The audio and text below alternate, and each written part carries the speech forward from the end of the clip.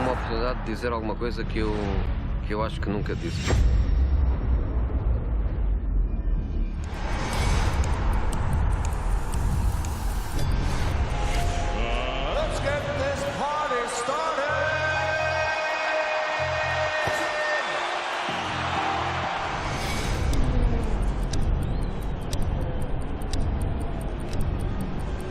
NFL Game Pass is now exclusively on DAZN. Let's get this thing going. Watch every game, plus the playoffs and Super Bowl. It's your all-access pass.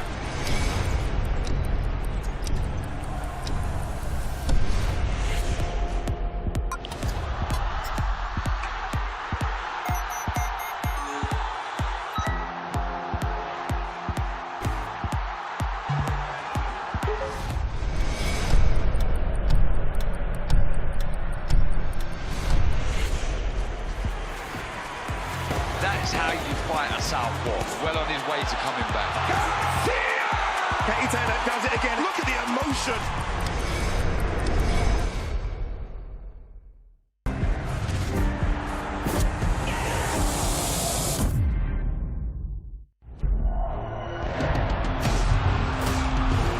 Boxing on DAZN, brought to you by William Hill.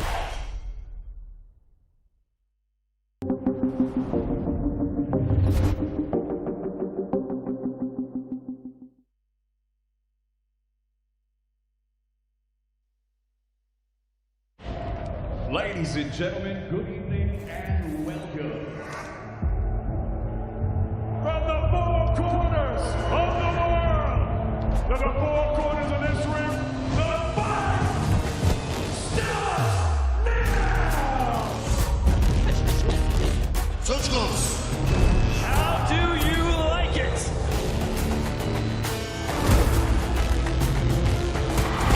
Off the shoulder. So aggressive, so focused. Look at these two guys! Still the undisputed champion of the world!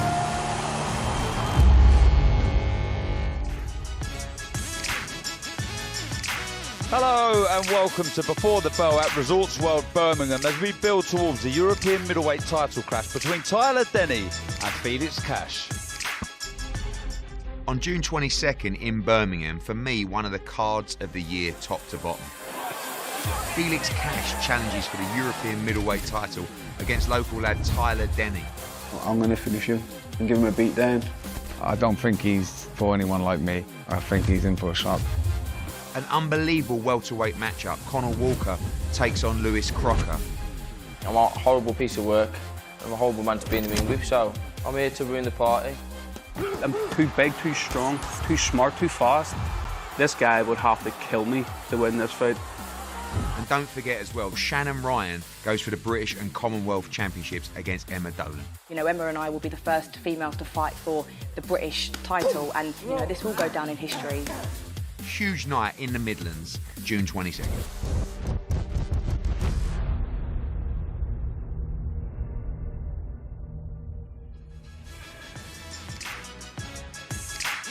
What a card we have for you later on. But four great fights on Before the Bell. Emmanuel Odadzazi takes on Kevin Basarika.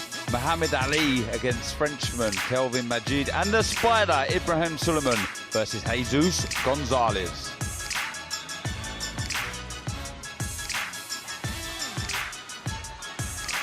And this is what we have from 7 p.m. this evening. First up, Hamza Udin against Julio Commerso.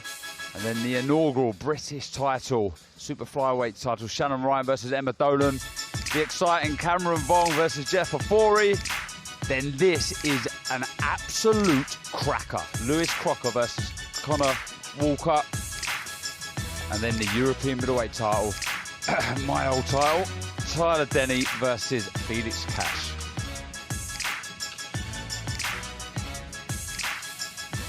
Look at this for a team.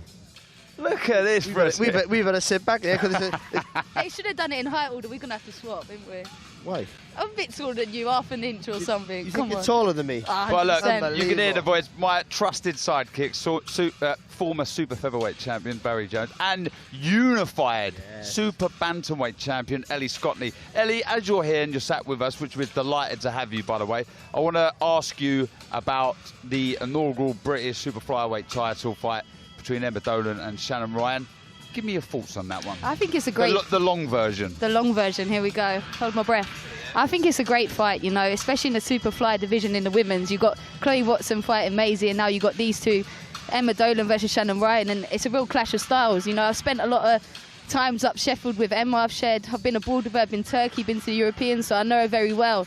And then likewise with Shannon, I've shared the show with her, and I've shared some rounds with both of them, so no, I'm excited by it. How do you tactically, I know you've got alliances towards Emma, but tactically, how can you see that fight playing out? Contrasting styles, right? Massively. I think it'll be a fight of two halves. I think Shannon will start very sharp, very explosive. I think Emma's a fighter that warms into it. She's very tall for the weight, but she doesn't shy away from standing in there. She's got a great jab. She's quite upright, so I think she'll get caught early a bit high sometimes, but as the fight goes on, I think it'll be very interesting, and I favour Emma in the later rounds to kind of, you know, take a bit more control.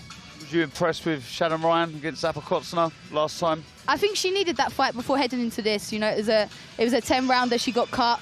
She showed little edges of what she can do, and then likewise with Emma, you know, she's done 10 rounds twice now. She's been in with a domestic opponent. She knows what it feels like to have that pressure. She's coming in from the small halls, and she's not someone that shies away from a fight. She's been doing it since she was about 7, so she lives for this. Barry, there's not very often in this day and age you get the opportunity to create history, and for both of these fighters, they've got that chance to sort of create exactly that, boxing history.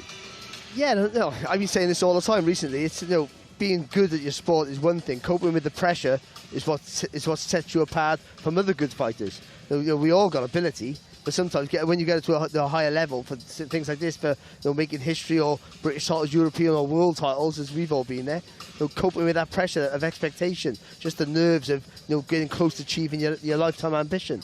So it's how you cope with that. And I think that sort of fight, this, especially tonight, will be who copes with the pressure most of all. I think that'll be maybe the deciding factor, because they both got, what they both have is good jabs, I would say. I think Emma uses hers better than Shannon. I think Shannon, I've been critical of how she has a really good jab. She doesn't believe in it enough. She wants to jump into the attacks. And I think against someone like Emma Dolan, who's, even though she's tall, she's busy.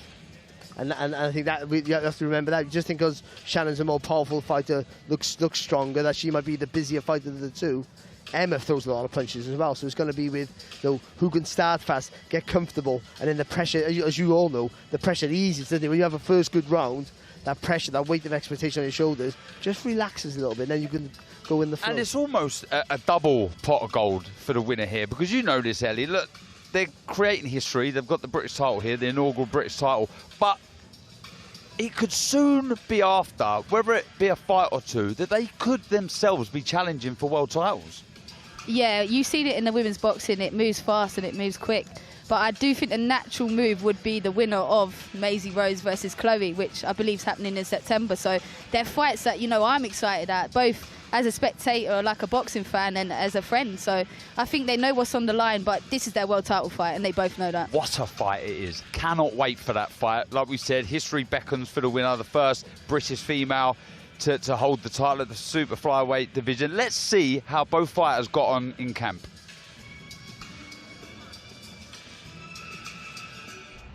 Shannon Ryan against Emma Dolan. I love this fight. Emma Dolan, the Commonwealth champion, the British title on the line as well. Shannon coming off her first championship win in a tough fight. British title history beckons.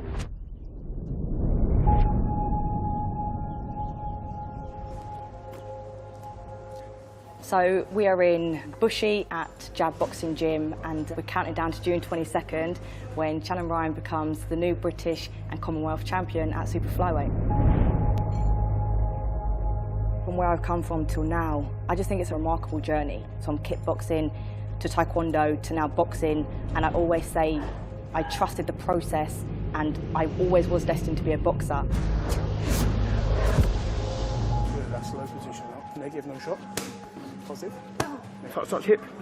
The dream for me was always to be a fighter, always to be the best, and to deliver for the fans and the public and be entertaining. I love performing, and when I get in the ring under the lights, that's where I can do that. You know, Emma and I will be the first females to fight for the British title, and you know, this will go down in history. And the new.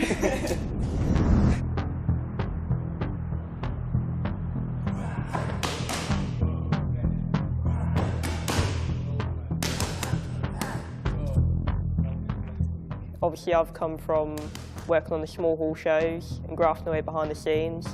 It's a whole different world, which these fighters just sort of get the golden ticket almost to like jump onto, you know, big platforms they've got no idea about. If you've had to work harder for something, you're going to appreciate it when you get there, aren't you? And you're going to work even harder to get to where you want to be. I've been doing this a long time. You know, I started boxing when I was 9 years old, having to work hard for everything, having to do things the hard way, the old-fashioned way. So June 22nd, be ready. She then started to say that I've done nothing in the sport and that she's not worried about me. Because of that disrespect, she's been running her mouth, and June 22nd, we will get and the new Shannon Ryan. Do you respect her? Yes. Respect everybody I fight. But my job is to come here and beat her. Last one, let's go, come on. I'm not there just to lay down, which I think she's probably a little bit used to with past opponents and that, just sort of turning up. You know, I'm here to win, and that's what I'm going to be doing. Maybe it's her way of trying to intimidate, I don't really know, but that won't really work on me, just laugh. She's a bit angry, weren't she? Angry little woman. Because there's been no respect given, yeah, there is a bit of spite there, and I'm looking forward to getting in the ring. I'm naturally relaxed. I'm not, you know what I mean? She's going to go in there all hot-headed. Let her be hot-headed. Burn 10 times more energy. She'll gas out even quicker than she normally does. What will win me this fight is my grit, my determination, my explosiveness, my sharpness, my speed. Shannon's explosive, but big weakness of hers is her ego. That'll rattle her, won't it? You know, I do believe, and I've always believed, that I can go the full way. I want to reach the top, I want to be the best. June 22nd, we will hear and the new Shannon Ryan.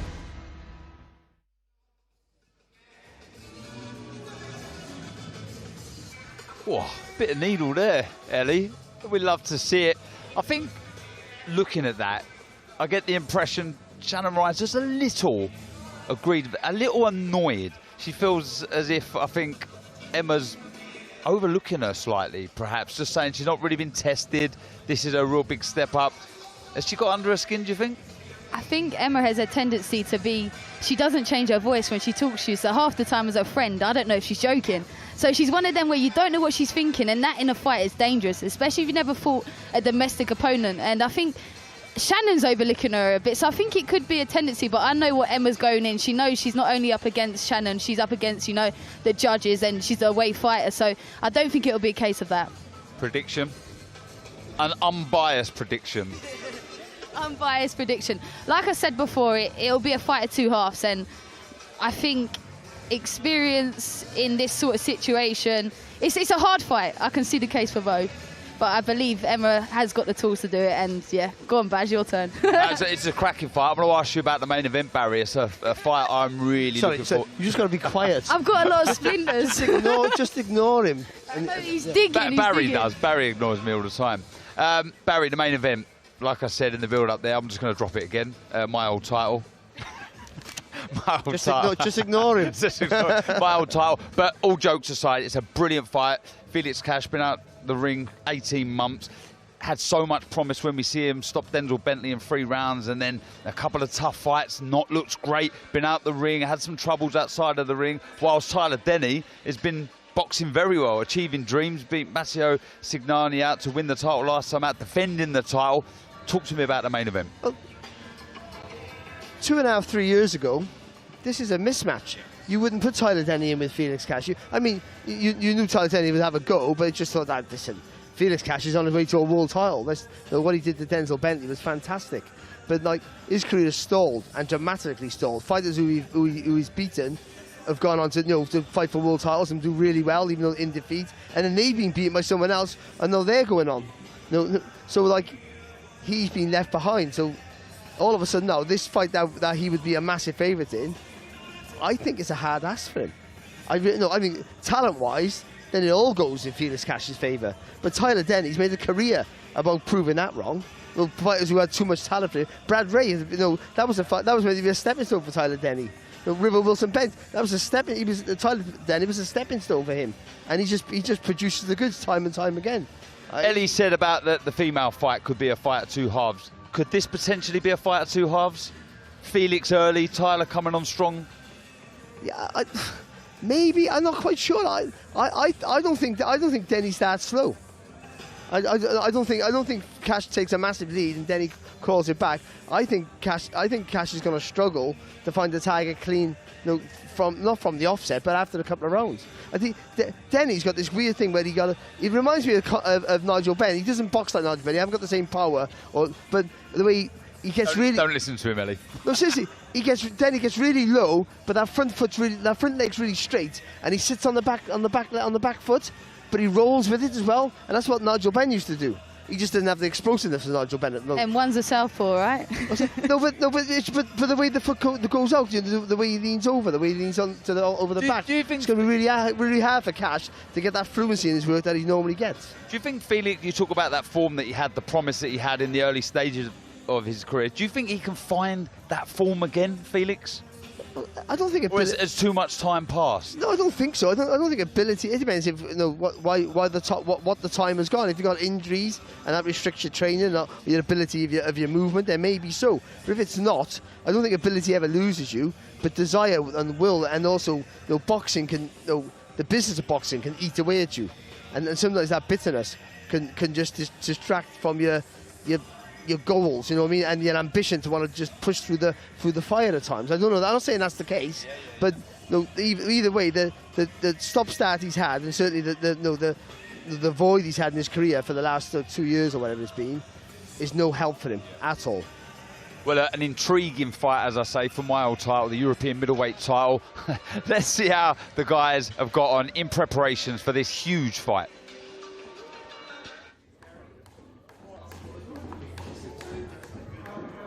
He's always the first one in the gym, always does more than I ask him to do. If anything, my biggest problem with him is getting him to stop doing or to do a little bit less. That's when you have a fighter like that, that's a bit of a luxury for a coach. Good. He's good. He's got good work ethic. Strong, fast, talented, undefeated. Come on, Gary. He's a madman, isn't he? So he's got to keep him on the leash. Especially in the ring, when he lets him hands go, he looks really good. Come on. Come on. He's back. Feel like you're back? Yeah, 100% I'm back. Back in the gym. Tyler Denny's getting it. And I'm definitely back. I'm enjoying me boxing again. And looking forward to 22nd of June and putting a show on. Aside from a win, I expect him to be quite hurtful on the night. He's very tenacious. He can hit hard. He's aggressive. He's also got this equal measure of cunning about him. And that's the part that we're enjoying working, like mixing up the cunning with the aggression.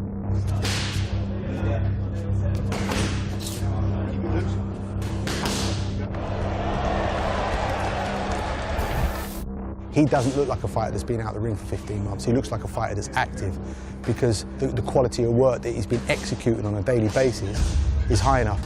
And he doesn't suffer with the nerves and the fear, I don't think. I think he just loves being in there fighting. So I don't expect ring rust to factor into the equation one bit.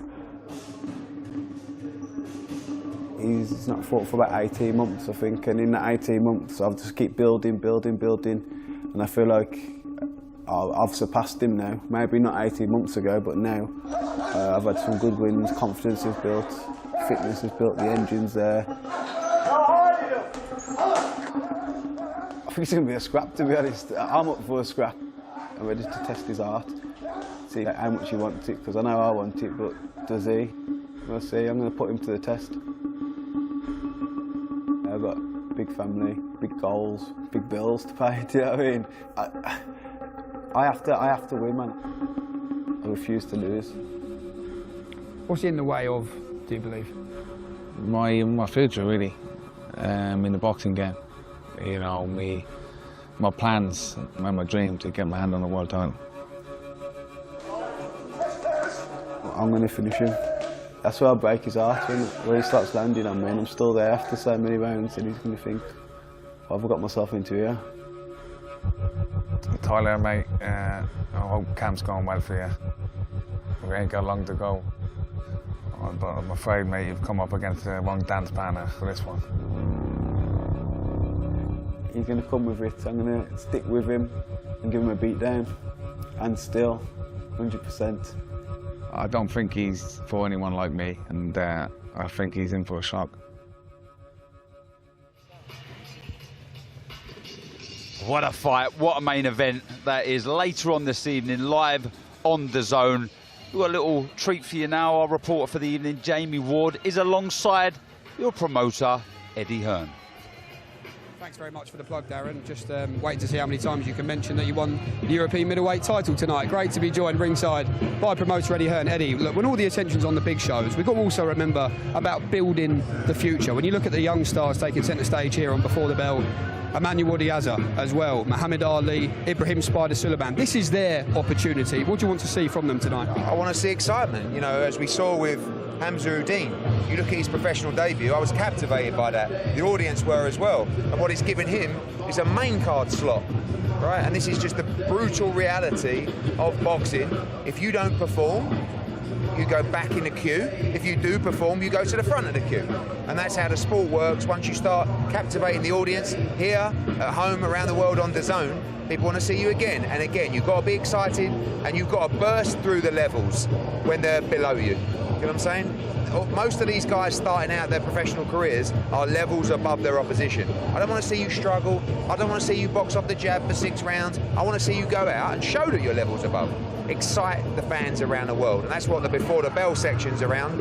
And as you do well on that with the likes of Hamza, you step it up to the main card slot. And by the way, if you perform, I'll bring you back ASAP, and that's the same for everyone tonight. Well, talk to me about Hamza, because what a debut he had in Liverpool a couple of months back now. In terms of ticking every box, looking good, speaks well, got the stoppage, showed us a bit of everything. He got your memo, didn't he? Yeah, you know, sometimes people say, what do you look for in a fighter? And of course, you look for ability, you look for work ethic, but also you look for that little spark. And with Hamza, I see that. You know, I see a guy, when I see him walk out through the, you know, down the stage, just a little sparkle in his eye, something a little bit, a spring in the step. And also you listen around, sold probably 400 or 500 tickets tonight. It's his second fight, it's just the 6-rounder.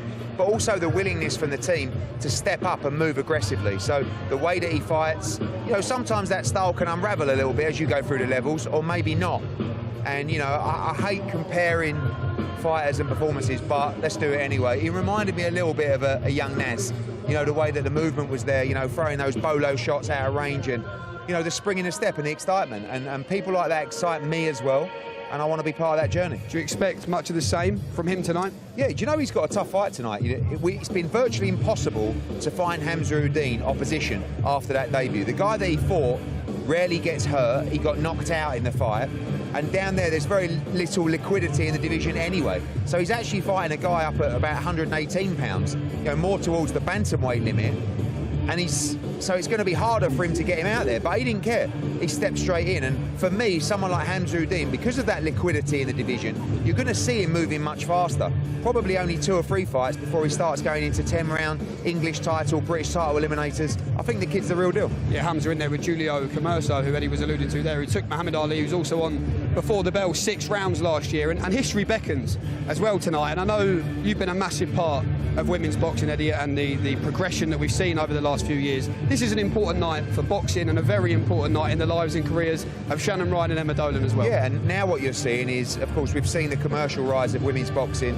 You know, now we talked about liquidity in divisions. You're seeing a lot of talented fighters in each weight class, but now you're seeing it all from the UK as well. And we're starting to build domestic rivalries where, again, you can build that narrative, you can get people excited, you can see a little bit of needle like we've seen in Ryan against Dolan, and a really good competitive fight. British and Commonwealth and European Championships are fantastic to win on the route to World Championships. Before, you didn't have those options, you didn't have those kind of fights. You've got Ellie Scotney over there. She had to move pretty much straight into the world-class fights because there wasn't any big domestic clashes in her division.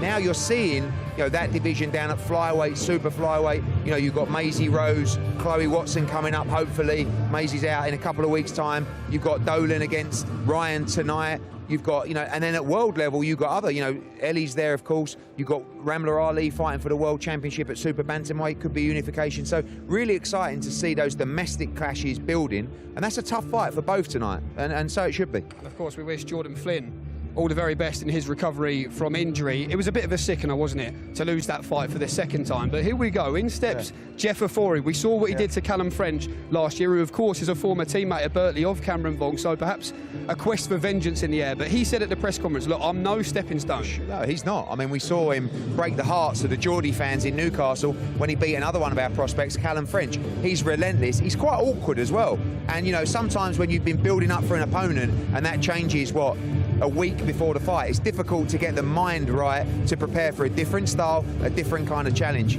Cameron was very vocal in the head-to-head yesterday, and Jeff was really nice and calm. It was quite funny actually. And Jeff just said, mate, he talked about, Cameron was talking about youth and how Jeff's too old. He said, you will find out tomorrow because I will chase you and hunt you down for 10 rounds. And Cameron's going to have to put a dent in him early because Ofori will not stop coming. He's a guy that's been around English level, he's had some major upsets, and he will try for every second of that contest to try and get to Cameron Vong. Brilliant learning fight for Cameron Vong. Banana skin, yes, but I think once you come through a fight like that, you can start looking at domestic titles. You mentioned about liking the glint in the eye you've seen of Hamza Udin. What about Cameron Vong? Because certainly not short of confidence, only 4 fights in. We've seen Conor McGregor impressions, we've seen moonwalks, but in terms of what he's doing in the ring, what boxes is he ticking? Yeah, I mean, look, he had a tremendous start, came out the gates really quick, again, like Hamza, with some great performances, and then we started getting him really, really active, and then picked up an injury in the first Jordan Flynn fight, and has been a little bit inactive since then. Last out, of course, in February, back in London now, so he's had a bit of time out of the ring, and I think these guys, you've got to let them off the leash. Once they beat someone like Jeff Ofori, let them go. Let them fight for English titles, British title eliminators. They're going to get better. A real quality fighter will look better against better opposition, and that's the same with the style of Cameron Vong, even with Hamza, and that's a big fight for him tonight. It's your job, Eddie, as a promoter, to sit on the top table and tell us we're going to see a cracker of a fight. But in terms of this one, welterweight war, blood, guts, thunder, fireworks, it's been called everything. Do you see a way how this cannot disappoint and not catch fire? To be honest with you, I say that a lot, and a lot of the time I believe it, and sometimes it doesn't deliver. But when you look at the styles of Conor Walker and Lewis Crocker, when you talk to both men, when you look at their desire, their hunger, the way they've faced adversity, particularly Conor Walker coming back from defeats he shouldn't have had and going on this incredible, roller coaster. I saw the tweet from Conor Walker this morning with his son, and he said, tonight our life's changed forever. And you get a lump in the throat because that's what it's all about in there, and you start to realise the determination of this man. But then you also, the flip side of that is the ability, the power and the quality of Lewis Crocker. What I love about this fight is we're going to find out if the hype is real, if the power is real, because Lewis Crocker's taken the decision to come into the backyard tonight with 500 or 600 fans from Conor Walker, plus 5,000 or 6,000 in here that will all be behind him. And I love it. I love it so much because I want to find out what we got. And I also really love Conor Walker. It's a real tough one because what this kid is all about and what he's come back from, his mindset is first class. But it can't be anything but a thriller. And I think the fight will go deep. Despite Lewis Crocker's power, I really think the tenacity of Conor Walker will take him deep in that fight. And he's got it in his head that Lewis Crocker's never been in deep. And he hopes that he's not ready for the trenches. I think Conor will take him there, and as I said, we'll find out what Lewis Crocker's about. And you mentioned that post of Conor with his young son. There's stories, and there's always two sides to every coin in boxing, and that's why we love it. When you look at where Conor Walker is, ranked number 5 with the WBA, chasing big fights in the welterweight division. For Lewis Crocker, it's been talked about a massive fight with Paddy Donovan Mayorweight if he can come through this. So it's an important fight for both of them. For sure. I mean, both fighters fighting for massive paydays tonight, potential world championship opportunities in 2025. We know know that Paddy Donovan has already signed up for the Lewis Crocker fight. If he wins tonight, that's a likely fight in a massive night in Belfast at the end of this year. And also for Conor Walker, like you said, number 5. Like all of a sudden you get a phone call one day from America, oh, do you want to come and fight, I don't know, Stanionis? Do you want to fight Boots Ennis? Do you want to, you know, and you're talking about money that will, you know, buy him a new house, pay off the mortgage and just give him a great life. And that's such a beautiful story in the sport of boxing. I love to see it, but you've got to come through nights like tonight to win the golden ticket, and that's what Conor Walker, and like he's such a determined kid. I just know, and I love being able to sit there going, he is about to give you and you at home every ounce of his soul in there tonight. And I think it's going to be a war. And when you look at that main event, European middleweight title on the line, a belt formerly held by Darren Barker, just in case you didn't know. Tyler Denny versus Felix Cash. Make your case for both, because in some ways, look, Tyler is the man with the momentum, coming off 3 career best wins. Felix Cash, complete opposite side of the spectrum, probably coming off the toughest 18 months of his career. Yeah, I mean, this is a really tough fight and a great domestic fight. Sometimes you've got to be in those tough fights to win the European middleweight championship. Darren, of course, wouldn't know about that. He had a couple of gimmies, but you know, Spada and Belchi, whatever his name was, I don't know what it was, but you know, this is a real tough one. You know, and I think normally everything being in order in terms of activity, in terms of no roller coasters of life, I would put Felix Cash as a favourite to win this contest. I really would. I think he's very, very sharp. He's got a fantastic jab. He's got good punch selection, great power. You saw that in the Denzel Bentley fight. But it's 18 months out of the ring with the roller coaster of life that he's been through as well. You know, you have to live the life in this sport. You have to, and it will catch up with you at some point. I just hope that it's not caught up with Felix Cash, that Adam Booth has got hold of him, done the right job, which you know Adam will do, but he's going to have to inflict that confidence into Felix Cash that he is still the same fighter, because you cannot not ask yourself questions when you've been out of the ring for so long, when you've been through what he's been through. But tonight will tell us how bad Felix Cash wants it, because Tyler Denny's a machine, and he may not have the skill of Felix Cash, but what he has is the engine, and he has lived the life. And when this fight goes past 4, 5, 6 rounds, if it does, it's going to start to get very uncomfortable for Felix Cash. That's when all the questions are going to be asked. How much do you still want it? What you got left in the tank? How good are you? It's going to come down for heart to me tonight. Felix is going to have to show plenty of that. He has the skills and ability to do it. But Tyler Denny in front of this lot, again, he sold nearly 1,000 tickets on his own. 6,000 in here, going to be roaring for Tyler Denny. This is the moment for Felix Cash to establish himself back on that world scene. You talk about questions being asked. The good news is, tonight from Birmingham, all the questions will be answered, and the big fights just keep on rolling in, don't they, right here on DAZN. DAZN is the home of boxing, with over 150 live fights a year. And you can relive history by watching the biggest fights at any time. Just head to DAZN.com and go to previous events to catch up on all the action from the biggest nights in boxing. There is in trouble! The big fella! Garcia is having the fight of his life on the biggest stage possible! I just pick up on that. You got to take the gimmies when they're given to you. You don't get many in boxing, and I got 2. The card, brilliant card. We'll start on before the bell. Just quickly, Akib Fiaz Kane Baker unfortunately is off, unforeseen circumstances, so I'm not too sure what's happened there, but a shame it's not on. But the first up, Emmanuel Odazazi. We commentated on his fight at the Indigo on the Reece Bellotti, Liam Dinham card. Impressed? Yeah, I am. You know, for a big guy, he's so relaxed and fluent with his work, isn't he? And I think that's such a plus, because with that, when you're relaxing and you're smooth with your work for a heavyweight, it means you'll have a bit of stamina. You'll be able to go the later rounds, and you know, and he does carry power as well with it. So yeah, you know, it's still early days yet, and heavyweight's got to be treated different to any other weight. So you got to match them carefully. Just show them off their ability, It doesn't matter who they're up against. Get them knockouts, get everyone excited about them, and then start the developments in the gym for heavyweights more than it is for us guys, where we have to do the learning in the ring. But I think he has lots of potential, and I'm looking forward for him tonight. And there is an opportunity, very quickly, Ellie, for the next crop, the new stars of this marquee division in boxing to be born. And he's got a great opportunity here. He's got a massive opportunity. Like you say, before the bell, they want to argue their point to make it to the main broadcast, like Hamza has. You know, he's secured himself a slot. And, you know, he works closely with Joby. He's in the stable with Ben Whitaker. So he's got a nice flow to him, a nice rhythm. And I think He shared rounds with AJ as well, so the grades there, it's just about showing it on the nights, getting some highlight reels that me and Baz didn't get with the knockout, so I'm looking forward to it. Lovely. Well, look, the fighters are ready for the first fight on Before the Bell, so let's hand over to our MC for the evening, Mr. David Diamante.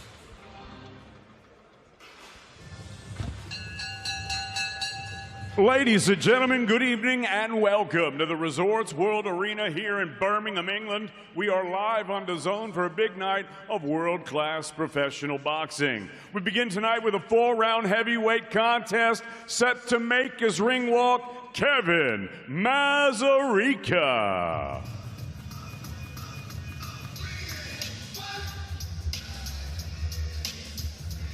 And here is Manchester's Kevin Mazarica, former bare-knuckle fighter.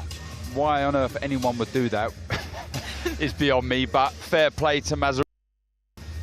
He's tough, he's rugged. 3 fights, 2 wins, 1 stoppage. Does have the 1 loss. Last time out stopped to Blackpool's Lewis Wright. Tough, he's rugged. He can mess his opponents around, and he is as game as they come.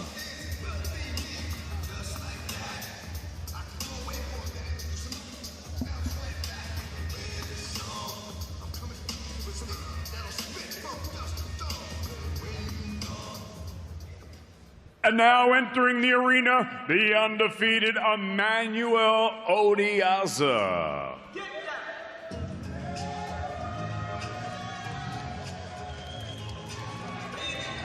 And here is the German heavyweight Emmanuel Odiaza. And as Barry said, I've been very impressed with him also. Smooth, relaxed, can punch. Exciting, very, very confident. And he does have an opportunity here with the ability he has, the self-belief he has, the team around him to make a case to be one of the division's next stars, Emmanuel Odiaza.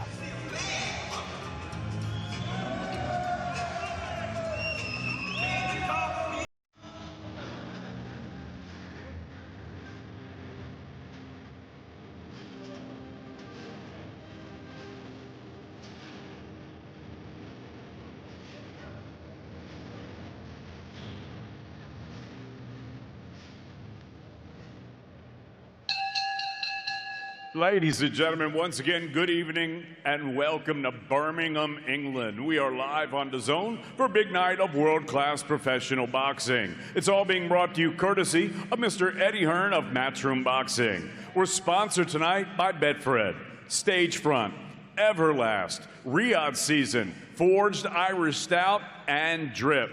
All of tonight's bouts are sanctioned under the auspices of the British Boxing Board of Control. The steward in charge is Matt Harris.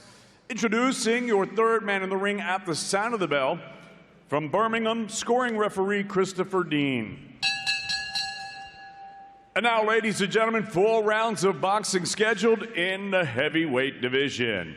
Introducing first, fighting out of the red corner, he wears the black and gold. He scaled 17 stone, 5 pounds, 5 ounces. His professional record, 2 victories against 1 defeat. He has 1 win coming by way of knockout.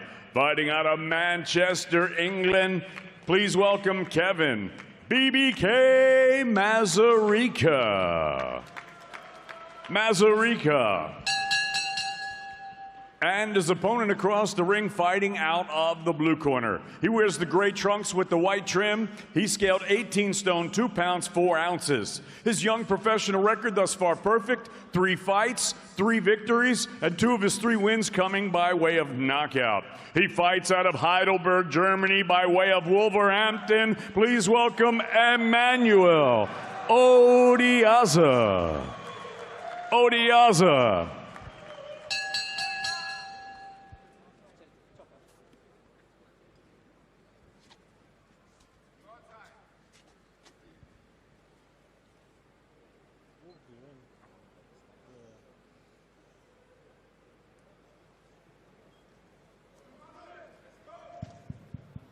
Okay, fellas, you both know the rules. I want to see a good, clean fight. I say break, stop punching, take 1 pace back. Protect yourselves at all times. Touch gloves.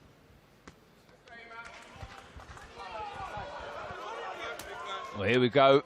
first round of this 4-round heavyweight clash. Emmanuel Odiaza in the blue corner from Germany. In with Kevin Mazarica from Manchester in the red. For the first round.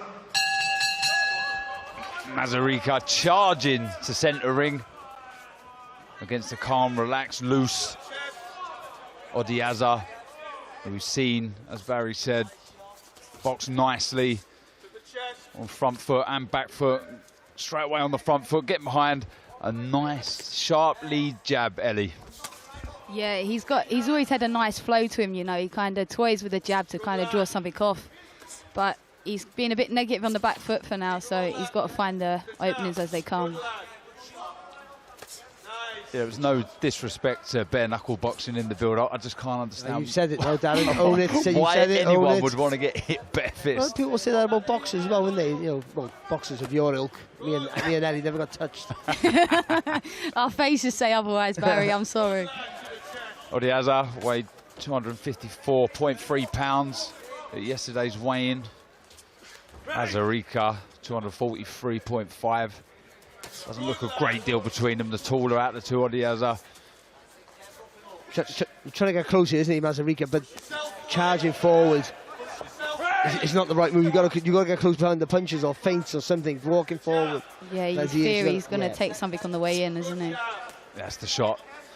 Who was impressed with mainly against Buscetta at the Indigo, at the O2 on the Reece Bellotti. Liam Dillon undercard used the jab so well. Good variation with the shot. Managed by 258, AJ's management company. So he's in good hands. Talk about future stars of the division. Well, one of the current stars, AJ, helping you out in these pro ranks. Can help you, Barry. It's not bad. It's not bad at all. But not just technically, but with mindset. You know, and how they train, how they prepare for fights, how they do to relax. All these things that you take for granted, they're not things you have to. They're learned habits, aren't they? They are indeed. Like I said, Mazarica stopped last time out against the unbeaten fighter from Blackpool, Lewis Wright. It's the third round of that 6-rounder, so he'll be looking to bounce back, make a name for himself, upsetting the unbeaten favourite in this contest.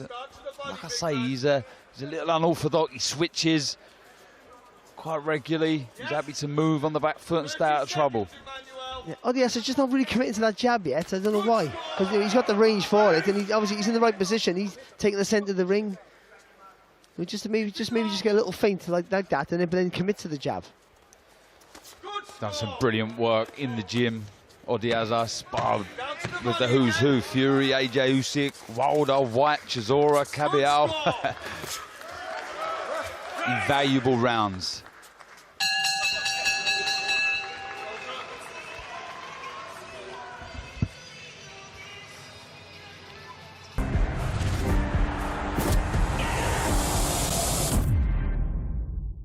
The long nights, the drills, everything that goes into our training, it all prepares you for battle. I just never thought about the other battles going on out there. Very strong when they realise that temperatures soar into the high 40s. 1 million children starving in the region. Seeing these kinds of things, it changes you. To know that we've helped and made a difference, that's what I'm most proud of.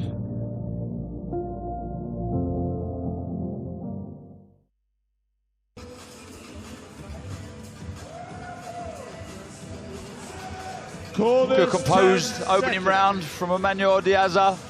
Mazarica played his part. He's awkward, like I say, switching. Let's see how the second round plays out in this contest. Odiaza on the front foot, and there's that beautiful crisp jab, Barry. Yeah, he just stepped behind it. There's the difference with the weight and the sharpness of it. They're just pouring with it. Maybe not good enough. I know you're trying to line him up for the right hand, and he is against the southpaw, but he just takes that foot on the outside. He can get that long jab over there. Oh, beautiful right hand from Odiaza. He timed that as he switched from orthodox to southpaw, just squared up, and it was a lovely right hand from Odiaza. Ellie. Yeah, I think he heard Barry with those little toying him up with the jab. Credit to Mazarica. He's taken the shot. It looks like he's recovered. The legs definitely stiffened for a second.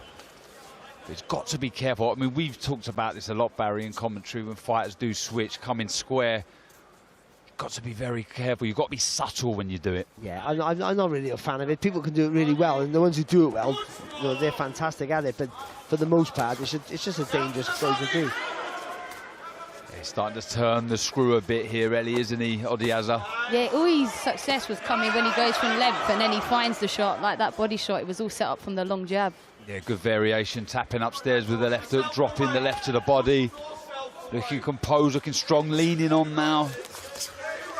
Double up with the right hand. You know, I know he lands with it. I'm also a fan of that with the southpaw. If you hit with a good right hand, just do the same shot again.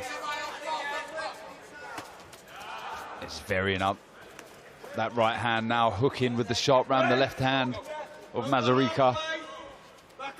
36 amateur fights did Odiaza. He was a German national champion. Won some international tournaments, the Eindhoven Cup. Good body shot. So a decent bit of amateur pedigree there, brings into the ring. Well scored, or just trading left hooks. He got there first, the uppercut helped him. He could have just lifted the head of Mazarica there. Just so when he threw his shot, he didn't quite have the accuracy. Yeah, more variation shown with that right hand, just dropping a straight shot to the body. Oh, left hook high on the temple of Mazarica. He took that shot, following up now with further hooks upstairs. Yeah, just up in the tempo, isn't he, again, Ellie? Yeah, I think where he plays the jab in between, it gives him the openings downstairs. Once he keeps feeding it downstairs, he'll find it upstairs, I believe. Oh, sickening. Left to the body and another one. Really turned the hip and the front foot into that shot. Just leaning in on Mazaraki as well. They're just trying to tire him out a little bit. His weight. Yeah, he's getting that extra 10 pound into this contest. Odiaza leaning on, a good variation with that left hand, dropping to the body again. Yeah, he's looking more spiteful here, probably more spiteful than we see him in that contest against Busetta. He's good setting round. a high pace as well, for a heavyweight especially.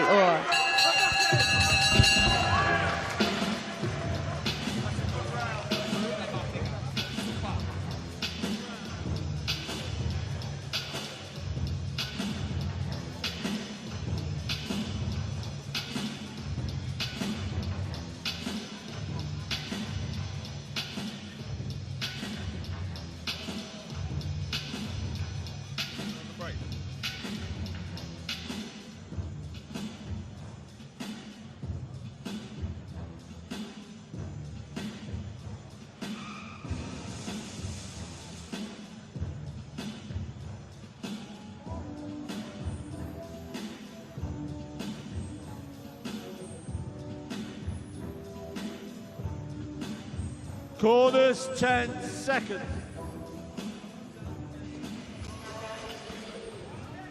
Seconds out, round 3. We're going to see if Odiaza can follow up that very impressive second round here against Mazarica. Mazarica gamely coming forward here, really trying to close the gap. Things started well for Mazarica. He won his first 2 fights. He stopped the latter out of those 2. Vincenzo Azalona, it was in the first round. It was a lovely shot, it really was. 2 big southpaw left hands. Dropped the must say, butterbean lookalike was Anzalone. I'm sat right next to you, mate. Come on. Yeah, still trying to lean on, but as is Mazarica now, trying to impose his size into the contest. But you're just seeing that extra bit of weight from Odiaza, just able to push back Mazarica. Referee Christine just having a word. And then maybe it is tiring him out. He doesn't need to do it. Just won't be on the jab. Keep it nice and long. Get the shots into play. That's what's going to get him to stop. He's not all this leaning on him. Just start throwing, letting your hands go now. He's got the range right. He's got all the ring to his back there. So he's got the guy against the ropes where he wants him. Just have like loading up on right hands. Right, come on, Ellie. Unified super bantamweight world champion. Don't ask me how you get a stoppage, because I don't know the answer there. Tell us. Well, I can actually. Yeah. Oh, here he goes. He's got 1 to his name. Gone. Anything else you'd like to see? I think he's squashing his work here. All his success come from the flow, especially when he's behind the jab. Standing there and wrestling's kind of playing into Masika's hands. You know, he's jumping into shots like this. He's just got to get the length right. Yeah, and you've got to be careful there. Mazarica, he's gamely trying to come forward, but a little clumsy. The left hand was low, and he just walked on to a right hand from Odiaza, who drops another left to the body. He kind of jumps in as he wants to attack, and that's where he's catching him.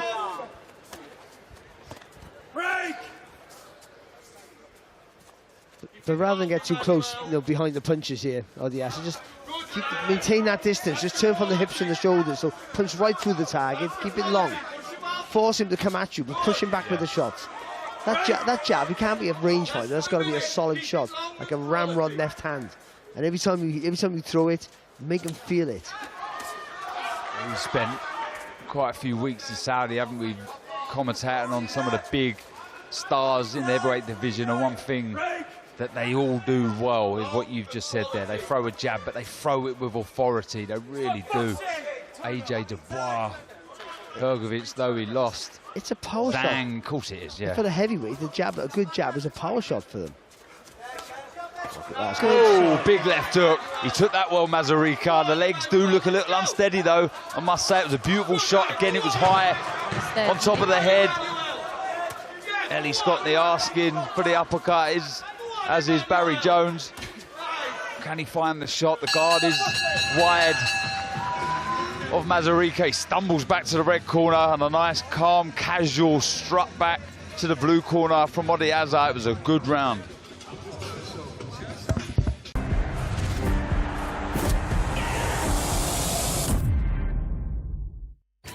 Nutty and sweet latte macchiato. This one's for the prize? Intenso. No, cool. Definitely iced.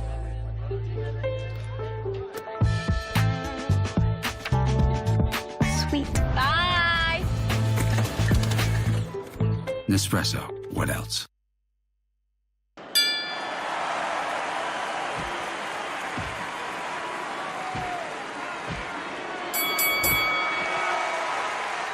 Corners, 10 seconds. Seconds out for the fourth and final round. Into the fourth round we go of this heavyweight clash between Emmanuel Odiaza and Kevin Mazarica. It's been a good, dominant display from the young German. Been composed, relaxed. He's also shown some spite, physical strength, leading on Mazarica, and he started this fourth round well, Barry. Yeah, no, that's better for him, a bit more work. I just think that if his work ethic was just up to a little bit more, this fight wouldn't be in this round, I don't feel. Oh, big shot! Left hand from Odiaza, drops Kevin Mazarica. Christine, referee, is counting. I don't think Mazarica's going to make this count.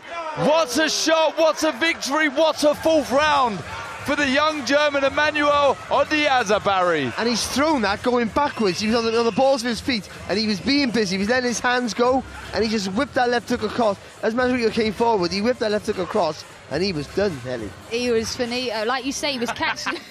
As he was walking in, he was almost jumping into the shot. He fed him the shot, and yeah, he lifted it out. It's lights out. That was a very heavy knockout. Right, still concerning. Oh, he's just sitting up now, Mazarica. The oxygen mask is on. That was a heavy, heavy shot. Technique's everything. It is with speed, accuracy, and certainly power. When you're a big guy, you don't have to load them on your shots. You just got to get the technique right. And the way he turned his body into the shot, we're going to see it here now. Mazarica's coming forward. He's light on his toes. Look at that. Just wow. Just all of a sudden, he just plants his feet a little bit. Just whips right across the target. Fed him the right to deliver the left hook. What a stunning left hand. It really was. Beautiful shot from Odiaza. You can see the damage. He's only just getting to his feet. Kevin Mazarica, it's good to see him up on the stall. Heavy, heavy shot. But we did say early in the contest about Mazarica that keep jumping forward into attacks was going to get you into trouble. And it looked like he maybe was going to escape it, didn't it? But in the end, he sort of walked into a shot. But still, you still got to throw the shots, and Odiaza did. Going back to get that leverage it takes some doing. It was very impressive the way he set up. Like we say all night, he was jumping into attacks. You can't complain. He done four rounds, and he got a finish. And what an impressive finish that was. Yep, very impressive finish. Mazarica, thankfully, is okay. He sat on the stall, but smiles all round from Odiaza and his team. Big fights. I think Eddie might be getting out the checkbook. What do you reckon? Yeah, I'm sure manager Anthony Joshua will be happy with his charge. Manuel Odiaza in the division, like we've said, is looking for its next stars with the talent and obviously the power. There's no reason why he can't go on and make the case to be one of his stars. Anyway, let's hand over to your MC, Mr. David Diamante.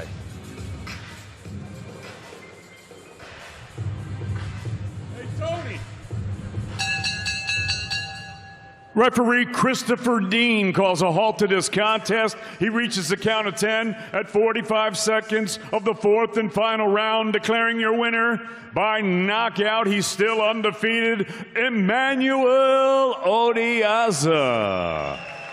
Yeah, Odiaza moves on in great style. It was a very, very good performance. Showed us a bit of everything. Ellie, very quickly, what would you rate that performance out of 10?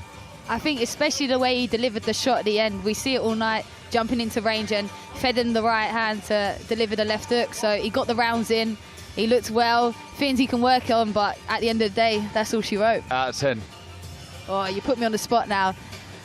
If it was you. If it was me and I got a knockout, I'd be doing roly-poly. So come on. Roly-poly. I tell you something though, right? What's impressive is, I think there's loads to come. There's loads more to come. I think he got loads more to improve on. He got loads to improve on. He's good. He can be, and also I think he's got a decent engine. I think he leaned on a little bit too much today, for my liking, but he wanted to tire his opponent out. But I think when he lets his punches go, because he's, like I said before the fight started, he's smooth with his work. I think he can be a busier fighter than he is, and as when he garnishes that experience with his size and his natural power, he's going to be a bit of a problem, I think. Yeah.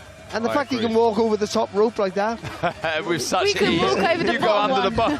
Slide under the bottom, me and Ellie. Well, the victor, the very impressive victor, is ringside with our reporter Jamie Ward and promoter Eddie Hearn. Let's hear from Emmanuel Odiaza. Emmanuel, how are you looking, Eosh? You're looking good. Congratulations. Thanks so much. 4-0. You said heading onto the big platform once again that you wanted a big performance. How happy can you be with that tonight? First of all, I want to thank God, like I always do. Without him, I wouldn't be here. So, yeah, thank you. And I'm so happy, you know, just to have this opportunity. Thank you to Eddie, Frank Smith, Matchroom Boxing, and, of course, my team, 258. I'm happy with the performance because you hear these people talking about, oh, has he got enough power for the heavyweights, blah, blah, blah. I showed you tonight. I got the power. Certainly got the tools, and I feel like we're only just scratching the surface. Like I say, 4 fights in, you've been nice and active this year. What percentage have we seen of you so far? I'm still loading. I've been working with Joby Clayton for 1 year now, and this guy's bringing out the best of me. Obviously, great coach, training Ben Whitskow, Mara Taylor as well, 2 very talented pros, and yeah, you're going to see a lot more coming from Emmanuel Odiaza. Talk us through the finish. Talk us through those final moments, because like you say, what a way to win it. Yeah, a great way to win it, of course. Health always comes first, so I pray he's going to come out healthy. But yeah, I've been hitting him with some good shots, and I think one round before he was shaking his head, and like, that's nothing, and I was thinking to myself, well, I'm going to show you, son. And that's what I did. That's a great knockout. But obviously, like I said, I pray that he's going to be well. Absolutely, echo those words. And like you say, your second Matchroom show this year. Why do you believe you're made for this stage, Emmanuel? 100%. I think I believe in God, and it's God's plan. Matchroom is the best promoter in the world, I think. So it's just an honor to be a part of this show. But I got to say to Eddie, you got to move me up on the shows, man. I'm not a starter no more. Put me on the main card. Let's bring in a word with promoter Eddie Hearn. Eddie, we spoke a little while ago, and you talked about the need to get out there, make the most of your opportunity, and excite. He got the stoppage. What do you like about what you're seeing here as a product? Well, he's a talented fighter. You know, I mean, he's coming from a little bit of the blind side of, you know, without the amateur pedigree in the UK and the profile in the UK. AJ and the team saw the quality in him through the sparring. They know how good he is, and you know, almost took a chance with us, and we're seeing how good he is. Punch selection, very, very good. And that was a brutal, brutal knockout. You know, the opponent was game. You know, didn't stop coming. He was out as soon as the shot landed. And, you know, it was beautiful timing. So there's still a long way to go. The difficulty is, in all honesty, is finding the opposition. Because everybody looks at him, looks at the size of him, watches the highlights reel. They're not really going to want to get in the ring with him. And then you're forced to move a little bit faster than you'd like to, because you can't find the opposition. Or, you know, like he says, wants to be on the main card, and to do that, you have to step up the opposition. Well, he's willing to do that, but he's trying to find the opponent. So we have to do that with the team, and Tom Dallas, you know, we'll do a great job on that, and we'll work with 258 to move him at the right place. But a very exciting heavyweight, young, fresh, skillful, punches nice and hard, and there's a lot of value in them in the game. And Emmanuel, just finally, we know you're disciplined, you're hungry to reach the top in this game. The plan to enjoy tonight and get straight back in the gym next week? You know what? I've been working non-stop for a while. My last fight was last month, so after this one, I'm going to have a little vacation, some time with my family. And after that, straight back to the gym. And like Eddie said, you know what? I'm ready for higher opposition, like better competition. And I'm ready to go up against harder opponents, because I've been sparring the best people in the game. And I held my own always. So I can only say I'm ready, give me the opportunities, and I'm going to deliver. Well, Emmanuel, congratulations, 4-0. Enjoy some rest. We look forward to seeing you back in the ring very soon. Well done. One more thing. Too late. I want to thank everyone that came out to support me. My people from Germany, got people from the United States. I want to say a huge shout out to my investor, Greg Smith. Without him, I wouldn't be able to do what I'm doing. And also, I want to thank my family for always supporting me. God bless you. Top stuff. Well done, mate. Take care. Yeah, Emmanuel Odiaza goes to 4-0, and you'd have to say his most impressive victory to date. We heard Barry Eddie Hearn say there that one of the difficulties is getting Odiaza fights. What would you do if you're his promoter, you're his manager? What kind of opposition would you be looking at next? Again, like I said with the heavyweight division, you match him differently to any other weight, so you show him off. You've got to get him knocking people out. You've got to get it, because heavyweights are the almost automatic pay-per-view stars if they do well. Other fighters have to have another weight division. They have to have the X factor in other ways, not just what they do in the ring. Heavyweights just have to produce the knockouts. So you've got to sell him like that first, and he does the developing in the gym, because heavyweights go on sparring each other and learn that way. So you've got to get him the opponents to make him look good, look flash, and learn in the gym. He doesn't need to step up for a while, but that costs money, and that's the problem for Eddie Hearn. I understand that he's got to pay a fortune, and it's a gamble, because you just don't know what's going to happen. But for a while now, until he gets to 10-0, he doesn't need to box anybody, I don't think. Just needs to look good. Technically, what else would you like to see? Definitely the power, the knockouts of what we want to see. Technically, anything you want to see him work on? I think technically, especially in the heavyweights, like we say, it's almost a different sport. It's based on knockouts, etc. But I think he's got a nice flow. He's got a great jab. Just using that and setting it up well. He throws downstairs for someone so big. Like Barry said, maybe punch output, because it could have happened a round sooner, but maybe he wouldn't have got a clinical knockout like we did. But I was impressed with him. I liked his flow, but Joby kind of teaches that sort of method with the likes of Ben Whittaker. It's all from the base. It's all seems like a spiritual kind of training system Joby has, and you can see it in his flow. He seemed calm in there. The ability to be a potential star of the division? You tell me, Baz. Well, I think, the fact that there's a lot to work with. He's got loads of potential to work with. He's got natural attributes, hasn't he? Whether he has that X factor, time will tell, I feel. But he talks well, he looks the part. He can punch, he can knock you out going back. No, that's not bad. That's not a bad thing. And he's a giant of a man as well. He has the good fundamentals. He ticks a lot of boxes to make him a potential star. But as you all know, like that road to the top's a tricky road. So there's going to be obstacles and hurdles on the way. And for the heavyweights, it's always a case of one punch can change a fight, can change a career. But right now, I'd say, I would invest in him, because he looks like a talent. Yeah. Well, that's the first one on Before the Bell out the way. 2 more here, but lots of great fights to look forward to on the main broadcast. Starting at 7 p.m. on DAZN. It all kicks off with the impressive Hamza Udin against Julio Commerso. Shannon Ryan takes on Emma Dolan for the British and Commonwealth Super Flyweight titles. Cameron Vong, Jeff Ofori. I love this fight. What a brilliant fight. What a late step-in opponent that is, Jeff Ofori. And this chief support, Lewis Crocker, Conor Walker, what a fight that is. Don't blink, go to the toilet, don't make a cup of tea, don't go anywhere, because you will miss a cracker. And the European middleweight title fight between Tyler Denny, the champion, versus Felix Cash, who's been out the ring 18 months.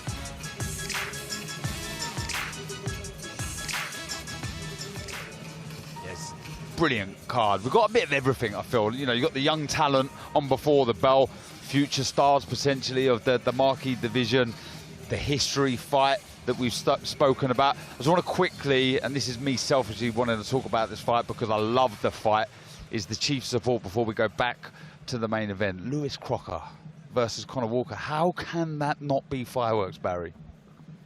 Yeah, I think it's going to be a bit of a slow burner. A bit of a chess match. Yeah. Listen, the thing is, they can only really both fight one way. And that's going forward, you know, and imposing their will on their opponent. We've seen that with Conor Walker, of course, and we've certainly seen it with Lewis Crocker. So I can see how it doesn't just explode from the offset. And then it boils down to not who hits the hardest, who has the best resistance, I feel. Yeah. And you know, it's who you edge towards. You've got to edge towards Lewis Crocker, I think, because even though he's the heavy-handed, I think he might, I don't know, I'm saying it. As I say, I don't know, Conor Walker might have the better chin. I'm not quite sure, but you've got to edge towards Lewis Crocker, I think. The way he hits hard, and he showed that he can hit hard for 10 rounds. That's what are you thinking, Ellie? I'll just see there was a pensive sort of stare. You was really thinking there. Tell me your thoughts. I think Walker, especially the Cyrus Patterson fight, it was very impressive. You know, he broke him down. It was more the ability to go to a dark place, and he survived the storm and he took him into deep waters. But he's in with someone that's a different type of puncher. They come from all angles. He hits you on top of the head.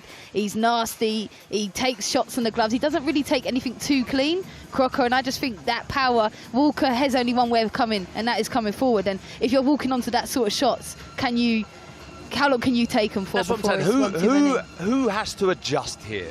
Because, look, I'm pretty sure... I don't think they both can. I think Walker has to adjust. Yeah, it has to be Walker, surely. At some point, Walker, if he can, when Crocker unloads, I say it all the time, that semicircle on the body, you got to try and work around that. Not so much to fire back, to avoid, to give him a bit of a rest. You keep turning a puncher, then if you keep moving, you got to turn to throw his shots. I think that takes away the power in his punches. Well, what a chief support. I cannot wait. The fan in me is excited for that one. I'm excited for this one. The second fight before the belt is ready. So let's hand back over to our MC, Mr. David Diamante.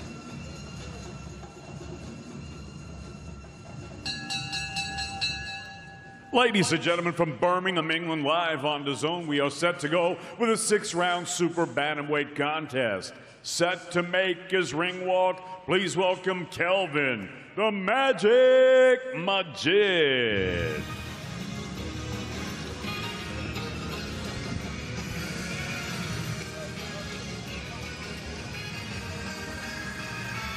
And here is Kelvin Majid from France.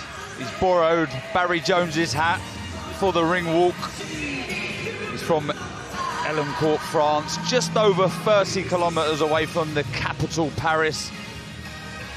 That's definitely a bit of you, that, Barry. Well, my dad always told me, if you can't fight, wear a big hat. It looks like he's rolled his suit trousers up as well as he walks past us here. Yep, exactly the same as I would. They're probably yours, full length.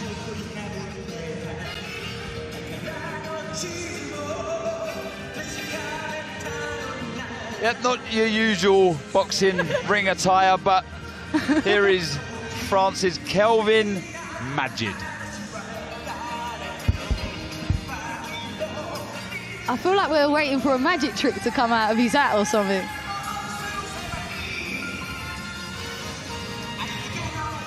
And now entering the arena, Mustafa Ali.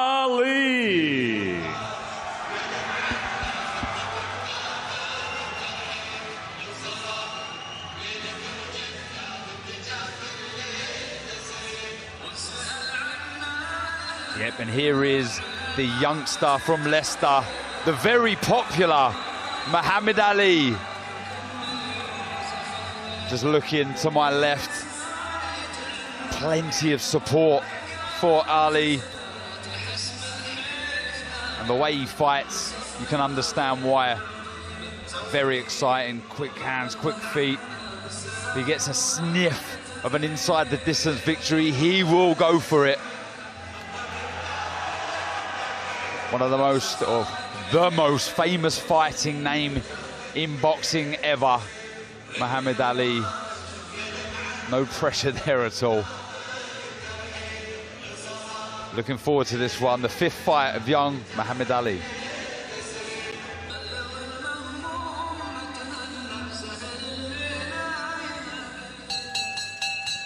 Ladies and gentlemen, from Birmingham, England, live on DAZN, we are set to go with our next bout of the evening, and it's all being brought to you courtesy of Mr. Eddie Hearn of Matchroom Boxing. We're sponsored by Betfred, Stagefront, Everlast, Forged Irish Stout, Riyadh Season, and Drip. Introducing your third man in the ring at the sound of the bell from Birmingham, scoring referee Christopher Dean. And now, ladies and gentlemen, 6 rounds of boxing scheduled in the super bantamweight division. Introducing first, fighting out of the red corner, he wears the blue trunks with the white trim. He's scaled 8 stone, 11 pounds, 2 ounces. His professional record, 2 victories against 1 defeat. Fighting out of Elancourt, Yvelines, France, please welcome Kelvin, the Magic Majid. Majid. And his opponent across the ring, fighting out of the blue corner. He wears black and silver. He scaled 8 stone, 12 pounds, 5 ounces. His professional record thus far perfect. 4 fights, 4 victories, with 1 of them coming by way of knockout. Fighting out of Leicester, please welcome Mustafa Ali. Ali.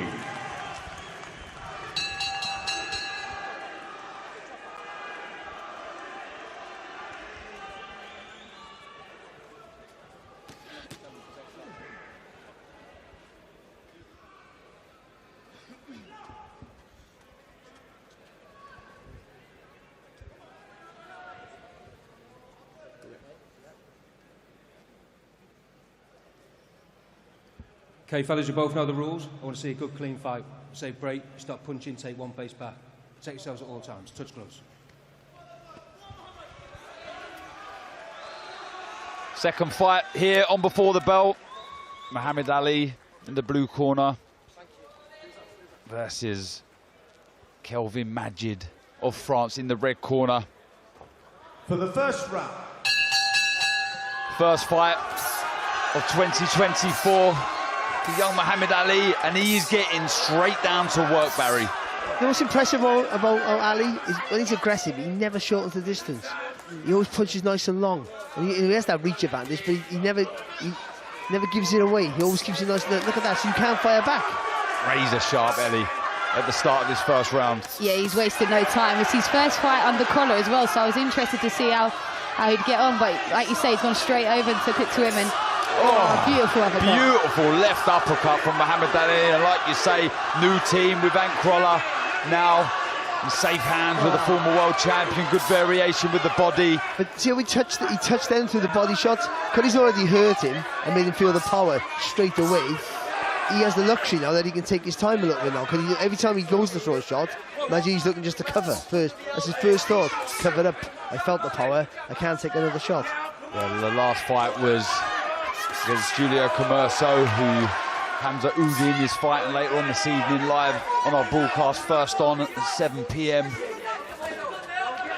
He unfortunately recently lost his grandmother, so thoughts are with him and his family. But it's great to see him back, and great to see him looking as impressive as he is so far in this opening round here this evening. Just don't want him to neglect that jab though. Keep working on it. Work everything off it, I should say. He's got a bit of everything, hasn't he, Ellie? Quick hands, good foot movement, good defence, the variation, very impressive also. He's showing everything from the get-go. For someone so young, he's only 19, he's got a big following as well, but he's not getting carried away, he's picking the right moments. Staying on the ropes a little bit too long at times and looking for singles, but he's finding them clean. Beautiful shot. Credit, though, to Kelvin Majid. shaking his head, nodding his head, sorry, ploughing forward. He's taking some big shots, but he's firing back. He's trying to upset the hot favourite here.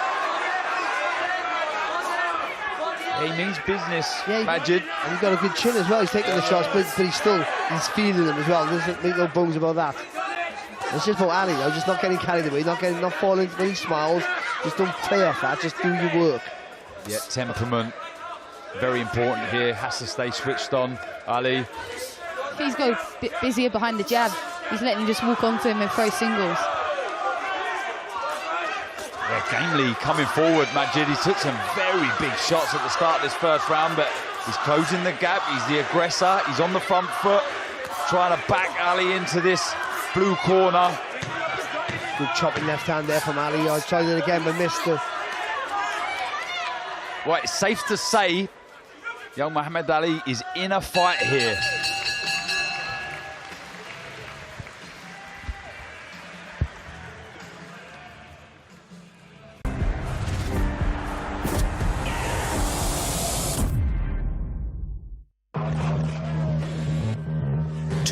miles per hour. 300 sensors. 1.1 million data points a second. Sent instantly to the AWS cloud. So AI can generate insights for F1 in real time. To keep millions of fans on the edge of their seats. Generative AI on AWS. A new era of racing. A new era of business.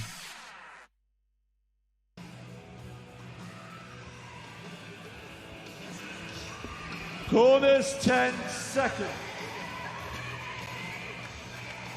Seconds out, round 2. Into round 2 we go. After a very entertaining first round, dominant start from Muhammad Ali, but back come Kelvin Majid from France, as you see him again, just creeping forward, lovely left to the body, then back upstairs with that left hand. Brilliant start to the second fight, Barry. Yeah, it's not bad at all, is it? Imagine playing his part here, but he's not having much success, but he's just trying to make Ali work hard. He's just sort of throwing at anything here, isn't he, Ali Majid? Arms, waistband, anything he can hit at the minute. Yeah, he's getting close. He's taking punishment on the way in, but when he's in, like you say, he's throwing wherever he can see, really. Not many are hitting clean, but he's still letting his hands go, and that does tend to tire you, whether you're taking them clean or not. And also, Ali does load up on his shots a little bit, probably a little bit too much. You just see, because everything is very punch, and you know, like someone can make you work hard when you're doing that. Your tank will empty a little bit quicker than normal. And I think it'd be a case where you can kind of get immune to the power. He got hit heavy on the first, and you kind of get used to it after a while, and that might be a case here. That was a nice lead right hook from the southpaw stance from Ali, catching Majid high on the temple, and he's a bit of an unknown quantity, Majid. Not any footage out there at all. See, Ali by rights, I'm glad he never, but he could have carried on there, couldn't he? Yeah, he could have. Showing some nice head movement, like I say, shot. 3 fights, Majid, 2 wins, no stoppages from those wins, and the 1 defeat, he wasn't stopped. But I tell you what, he is a handful. He's creeping forward. I say he's creeping forward, he's ploughing forward. But he's strong, and he's just so easy to hit here, isn't he? His hands are high, but there's no defence really. You can punch through the guard. And again, every now and again he bends his legs. That's it. You bend your legs, you just get a little bit of a dip and roll with that, and you might come back up with some shots, but he's not doing that. Really guilty as well, Majid. Coming square on. You can see the feet are wide, square on. The shots down the middle. Probably the safer bet for Ali. Being made to work here for every second. He's making throw a lot of shots, isn't he? He's a 6-rounder as well. Like you say, this is only the 2nd round. Body shots, crucial for Ali to try and slow down this movement of Majid. I think he's got it. I think there's uppercuts in the play here, and he hasn't really thrown enough of them, but they just circle round him. You don't know, once that rope touches your back foot, you've got to pivot off that rope every time. He's sitting there a bit too long, and when he's Backs are on the rope. Yeah, cute movement there from Majid, trying to cut the ring off. He just brought his right foot across, just trying to pin Ali into the red corner. He is getting through, and look. Yeah, but that's where, when you've got to go, you can cut the ring like that. That's when you get your foot on the outside and you spin right round him. And you put yourself back in, you get behind him, push him forward, get back in the centre of the ring. It's only this side, this side.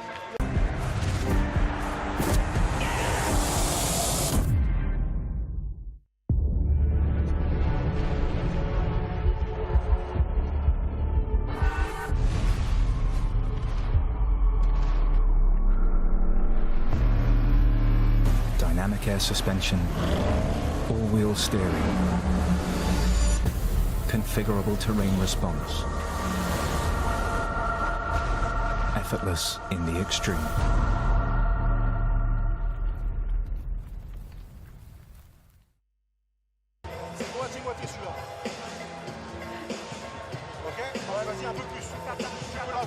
Corners 10 seconds.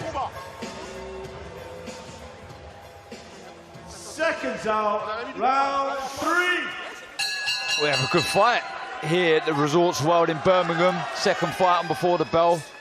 Kelvin Majid versus the young, hot prospect, Muhammad Ali. The Frenchman, he's been aggressive. His game is on the front foot. He lands a nice, orthodox jab. Good work to the body from Ali. It's good for Ali here, because I think he's reduced the power a little bit, get a bit more speed. I think he's just loaded up a little bit on his shots. And something you said, Eddie, about you get used to the weight of the shots or the tempo, so sometimes you've got to just change the tempo. Change it, and then the element of surprise will catch him. He's got a little mark under his eye, as Muhammad. Yeah, just a moment there. We started moving a little bit more to the centre ring, just allowing space like you called for, Barry. In there trying to exit, but again, he's got a jab in between. Yeah, jab in between. Trying to keep him at bay a little bit. He's right there, it's just a little nick, isn't it, on the left side there of Ali. Like I say, unknown quantity. Would they have taken this fight if they could have seen a bit more of Majid? He's a tough, rugged individual. He don't know what he's hitting or where he's hitting, but he's letting his hands go. And that's harder to read sometimes. Oh, great jab. That was a nice jab. Beautiful shot. But again, no need to load up on that. Go back to the nice, on the balls of your feet, in and out, fast combinations. But every now and again, hold your feet and then just sort of like really get some purchase on your punches.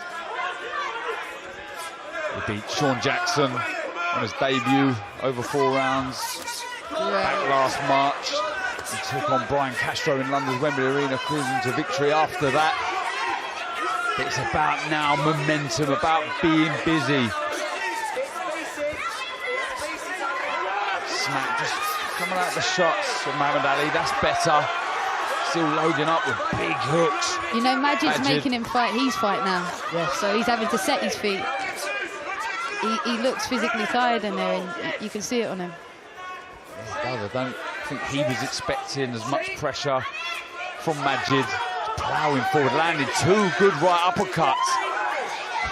Not quite worrying signs right now, but still a lot to build on if you're Kelvin Majid.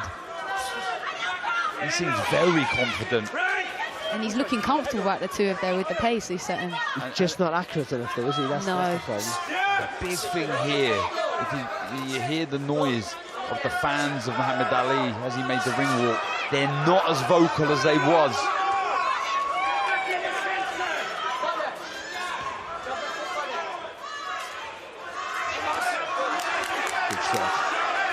Another right uppercut, couple of straight shots, back to the body from Muhammad Ali. Again, just getting pinned in the blue corner. That was a good right hand there, wasn't it, from the G's?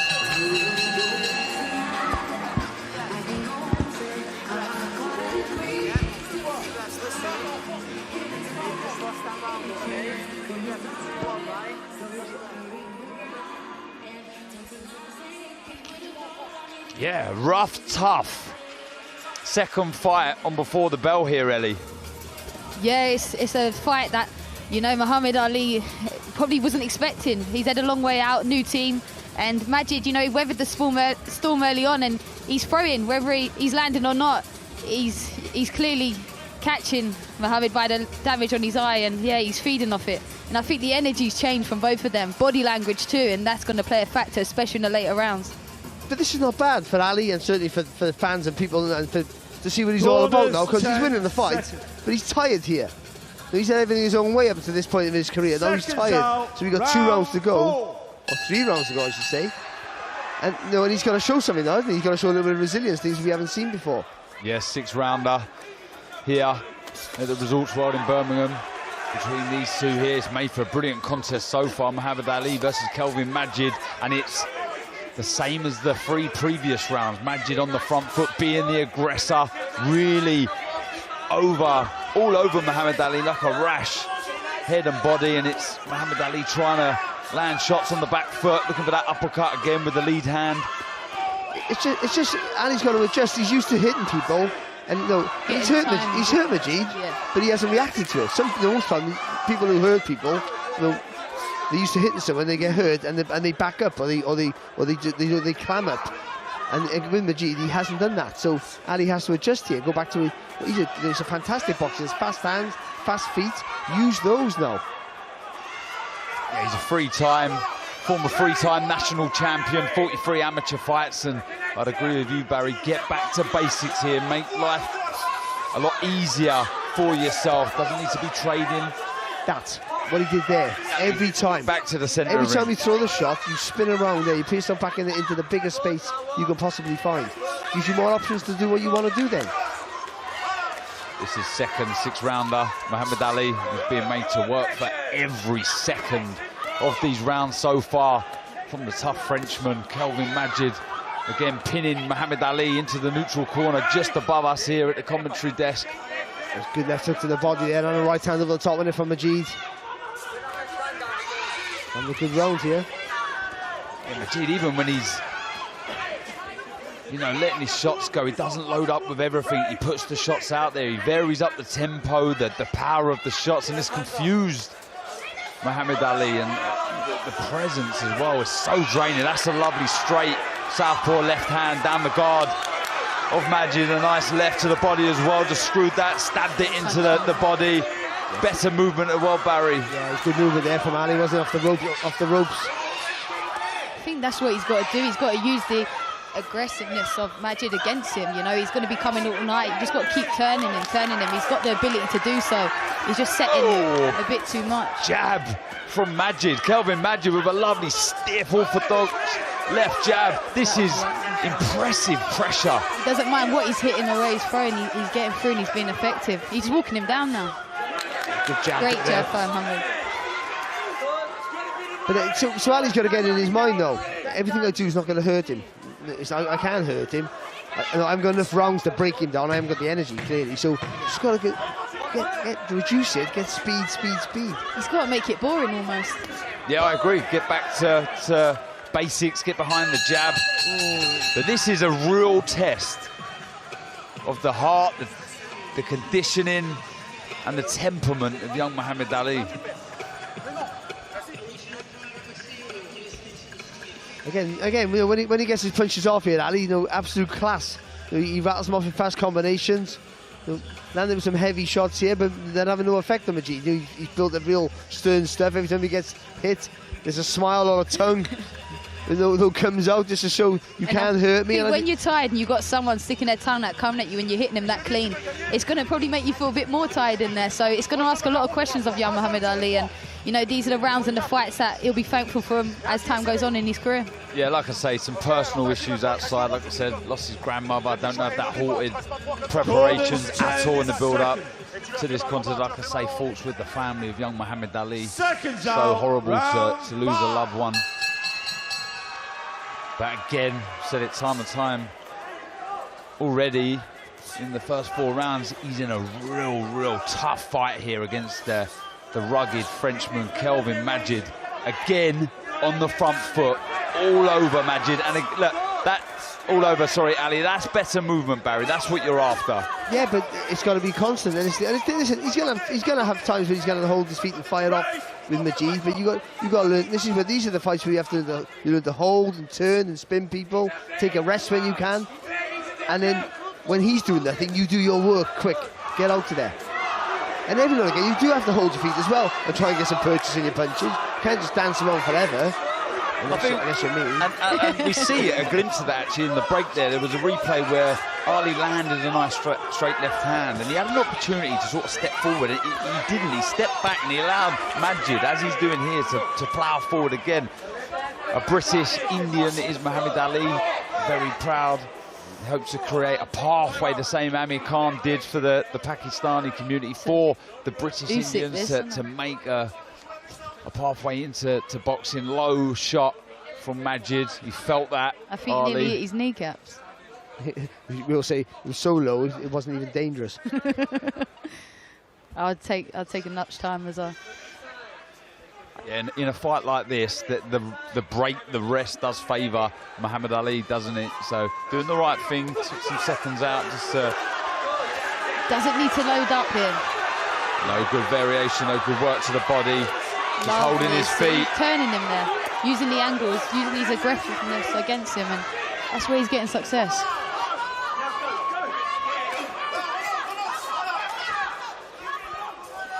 When he's on the ropes, Ali, he got a set pattern to avoid punches. So he slips and dips over to the left-hand side, stays low, sort of rolls out, but it's not working. And again, it's another thing you have to learn, to slip and slide on punches. You get a little pattern to it, but you have to see what's coming as well. So you have to, this is a good fight for him. These are real old-fashioned learning fights. Yeah, proper learning fight this. He took a right hook from Majid, takes another right hook, comes firing back, better movement back to centre ring, but the Frenchman ploughing forward, landing big hooks to body, landing one back upstairs with the right hand, looking for that right uppercut, looking dangerous. That's what he has to do there. Just when you're getting close, forget about all this dipping and rolling with your hands behind your waist. Put your hands up, nice and tight, the elbows tucked in tight. Basics. Yeah, let him work. If he's going to work with you, you can work. Let him hit the arms and gloves, and then move your feet. Then get the energy to throw punches. Well, welcome after 4 fights to the pro game, Muhammad Ali. Tough workout this against a tough. Dan has a list of quotes. And I can see he has to try and get out. He's got a few stick men on those papers. He's like the Ron Burgundy of boxing. How many times did you mention that Commonwealth? Good work, yeah, good body shot, good work from the Frenchman, good rally of shots at the end of this 5th round from Muhammad Ali. What a brilliant fight. Majid raises his arms as he walks back to the red corner.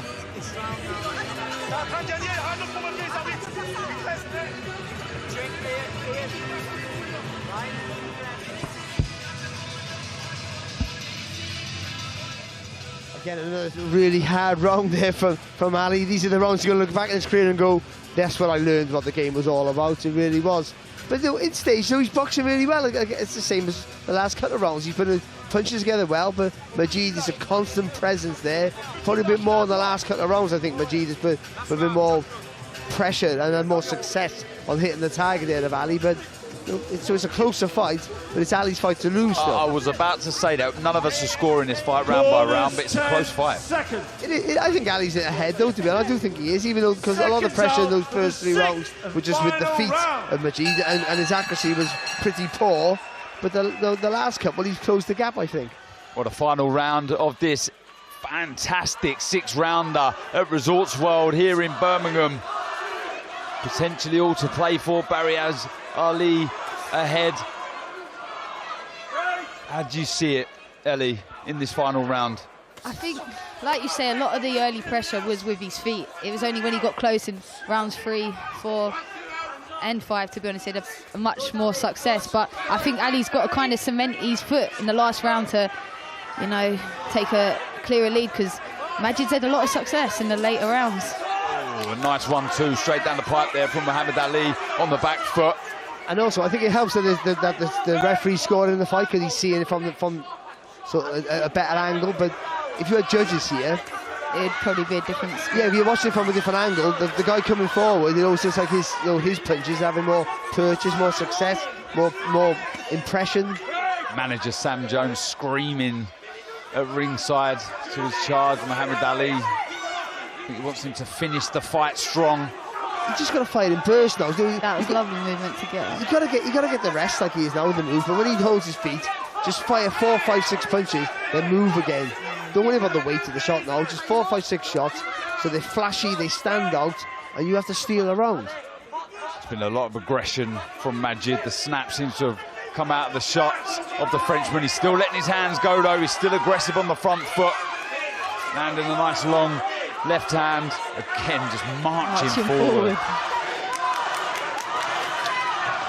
Oh, good exchanges again. 2 uppercuts inside from Majid. Lands a right hand. Needs to keep that chin down. And again from Majid. They're coming from all different angles. Talk about the snap, leaving the shots of the Frenchman. They seem to have left the hands of the local favourite here, Muhammad Ali from Leicester. Stones far away from Birmingham. Backed close to that red corner again is Ali. He's a big finish here, Ali. Now, I think Majid's had a really good round, I think. There's some real flashy stuff here if he can. Also, if he has the energy to produce it, though. Just to kind of cement it in the last 30. It's yeah, just now. Yeah. 30 seconds to go in this final round. Good flurry of shots to head, then drops down to the body from Muhammad Ali. Shaking ahead again from Majid, the tough Frenchman. Ploughing forward once again, looking for a left of his own to the body. Brilliant fight, really, really good, entertaining fight. Learning fight from Muhammad Ali, who skips away, raises his hands, does Majid to Ali's supporters in the stands here.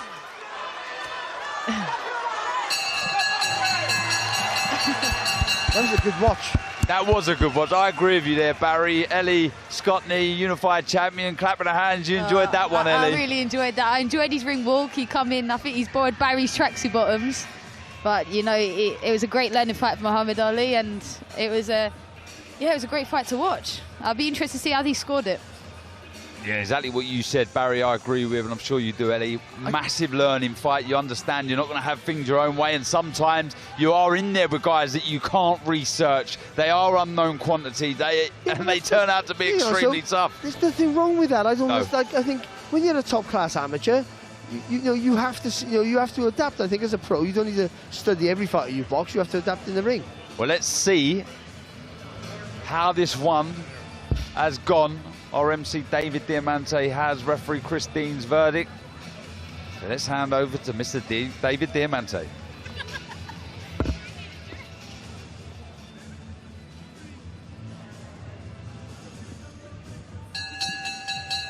Ladies and gentlemen, after 6 rounds here in Birmingham, we go to referee Christopher Dean's scorecard.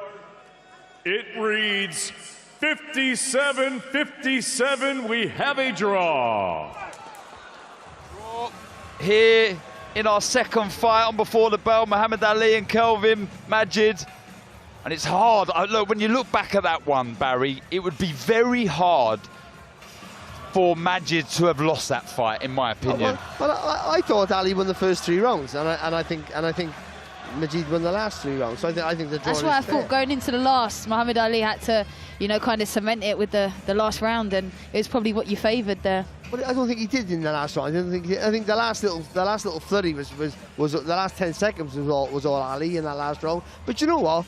He didn't lose. No. Looking from his perspective, he didn't lose. A draw. I wouldn't mind seeing that again as well. Well, you have to see it again, I think. And also, it's a good learning fight for him. First fight under Crawler, there was a lot of pressure going into that. And also, it's the first fight he's had someone with a bit of resistance, a bit of resolve, someone who takes a shot and walks forward.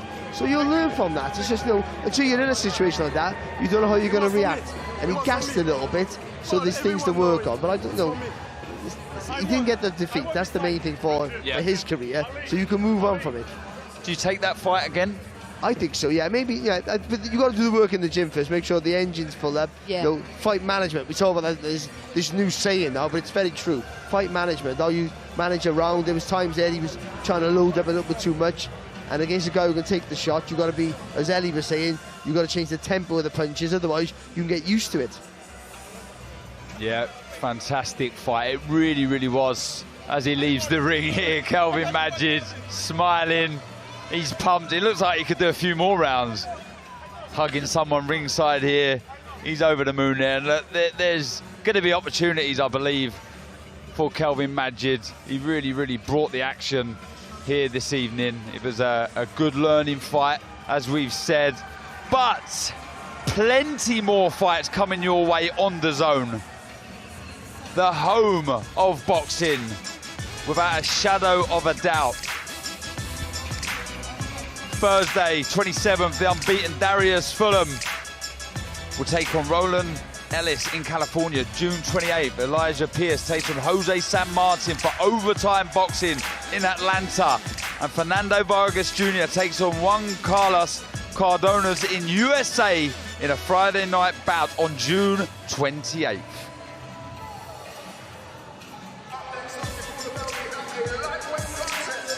Marco Huck takes on Envenuous Lazaradis in Berlin, Germany on June 29th. Britain, Jack Demolition Man Rafferty faces Indian fighter Sabri Jashankar in Liverpool on June 28th.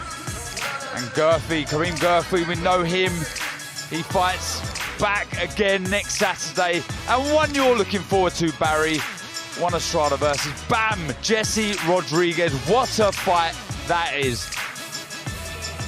And our third and final fight here on Before the Bell is almost ready to get underway. Our MC, Mr. David Diamante, is ready for the introduction, so let's hand over to him now. Ladies and gentlemen, from Birmingham, England, live on DAZN, it's now time for a special lightweight special attraction. Set to make his ring walk de Colombia. Please welcome Jesus Gonzalez. And here is Colombian Jesus Gonzalez, 20 years old, 3 wins, 1 loss.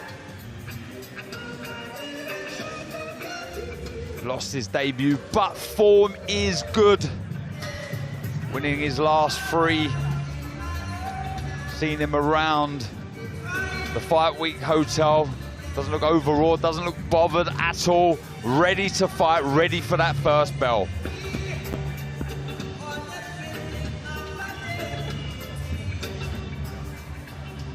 And now set to make his ring walk, the undefeated young Brummy, Ibrahim Spider Suleiman.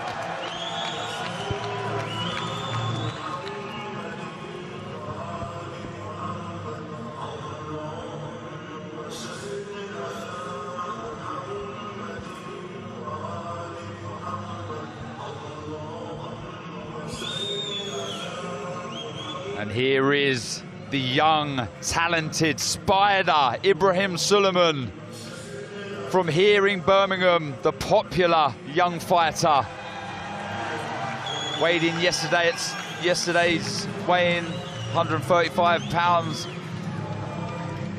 Basically at the lightweight championship limit. Will he stay at the weight? Will he drop down?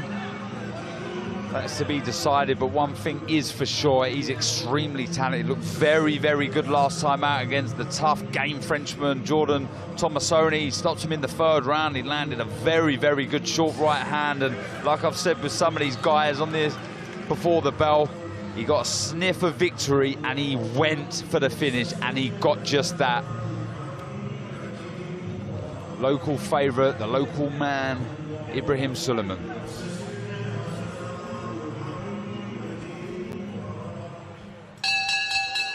Ladies and gentlemen, from Birmingham, England, live on DAZN, we're set to go with a special lightweight attraction. It's all being brought to you courtesy of Mr. Eddie Hearn of Matchroom Boxing. We're sponsored by Betfred, Stagefront, Everlast, Forged Irish Stout, Riyadh Season, and Drip. Introducing your 3rd man in the ring at the sound of the bell, from Newark, scoring A-star referee, Mr. Kevin Parker. And now, ladies and gentlemen, 6 rounds of boxing scheduled in the lightweight division.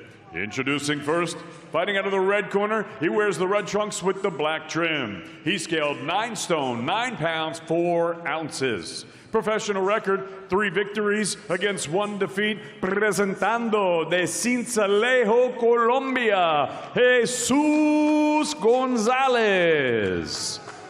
Gonzalez. And his opponent across the ring fighting out of the blue corner. He wears the black with the olive trim. He scaled 9 stone, 9 pounds, 8 ounces. His young professional record thus far perfect, 3 fights, 3 victories, with 2 of his 3 wins coming by way of knockout. He fights out of Birmingham, England. Here is the 4-time national champion, Ibrahim Spider Suleiman. Jesus, Ibrahim. You both know the rules. I expect a clean fight. Obey my commands at all times. Protect yourselves at all times. Touch gloves, 6 rounds. Well, here we go. Final fight here on Before the Bell, the first segment of this mammoth stacked card at Resorts World in Birmingham. And it features Ibrahim Suleiman, the local favourite, for the first in against Jesus Gonzalez from Colombia. As you heard David Diamante say in his introductions, 3 fights, 3 wins, 2 by stoppage for Suleiman. And we've been impressed, Barry, haven't we? Oh, he's been fantastic, hasn't he? He's just so sharp, accurate with his work. Good variety. He works the body really well for a tall fighter. You know, he ticks a lot of good boxes here, Suleiman. You've been a fan, seen much of Suleiman, Ellie?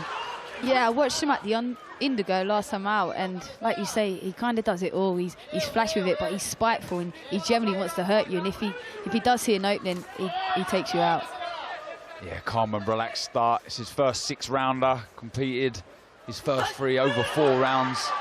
Like I say, looking very good last time out, stopping Jordan Tomasoni. Tough Frenchman, was ploughing forward, and he walked on to a fantastic shot. He got the finish, Suleiman, in very good fashion. Oh, and that's a lovely straight 1-2. The former national champion. He engineered Gonzalez to the ropes there without throwing a punch. It was all feints and footwork. Got him to the corner, and then let his hands go. He doesn't tend to waste the shot either. He picks them from all different angles and always finds the target. Yeah, both weighing 135 pounds. Tad over the lightweight limit. Good work, good variation, head, body from Suleiman. Southpaw orthodox, he does it all. A bit of everything, like you say, Ellie.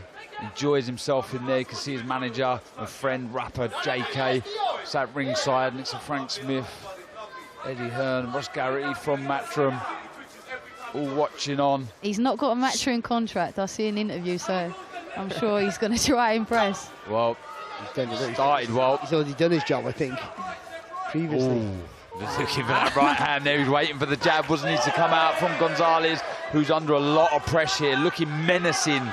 Ibrahim Suleiman as he's walking forward with total disregard. Well, nothing's coming back. Nothing is coming back. I mean, and that's all because in this corner here, he just moves out of there a few seconds, 30 seconds ago. When he landed that little combination there, Suleiman, that's just put Gonzalez now on closed up mode. He's worried, isn't he, Gonzalez, about throwing that jab, because he's seen he's cocking that right hand back, looking for the shot over the top, Suleiman, and he knows if he throws a lazy jab, Gonzalez, he's going to get countered. So he's just gone into his shell, like you said, Barry, not offering anything in offence at all. And also, he's at the wrong range, isn't he? You've got to try and get a little bit closer with his jab. Good body shot. Right under the elbows, that. It's been a very, very impressive opening round from Suleiman. Oh, big left hand dropped. Gonzalez right in the closing seconds of this first round. The bell goes. Referee still counting, but what an opening round from Ibrahim Suleiman. Spiteful shot at the end of that opening round. It's your day. You shine now. Every time.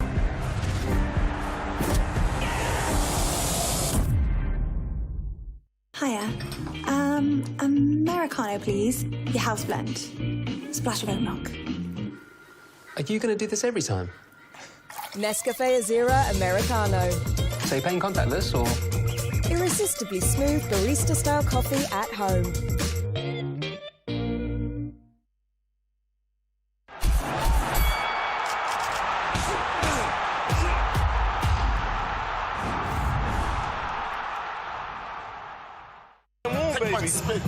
Bonus 10 seconds. Seconds out, round 2. Well, what a start to this contest from Ibrahim Suleiman. We see the replays in the break there. We hope to show you those soon. It was a beautiful shot. There was 2 shots. The second shot that landed, that dropped Gonzalez, high hook.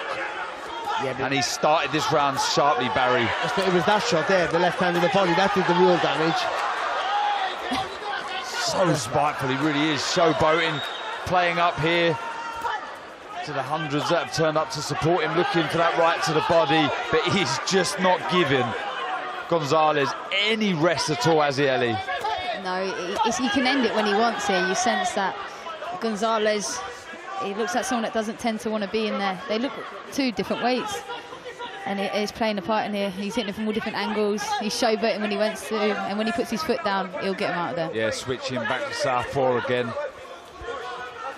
Just shown us a bit of everything so far. The variation's been brilliant. Power's been there, footwork, defence. Just take a step across with that front foot now and then whip that left hook across the body again. That's the shot that did the damage, I thought, in the first round. Oh, just thinking about that right hand over the jab of Gonzalez. Suleiman. Just waiting for that clear opening, isn't he? No. It's hard when someone's not punching back to find it. And what do you do in that instant, Ellie, when someone's not firing back, not offering you anything?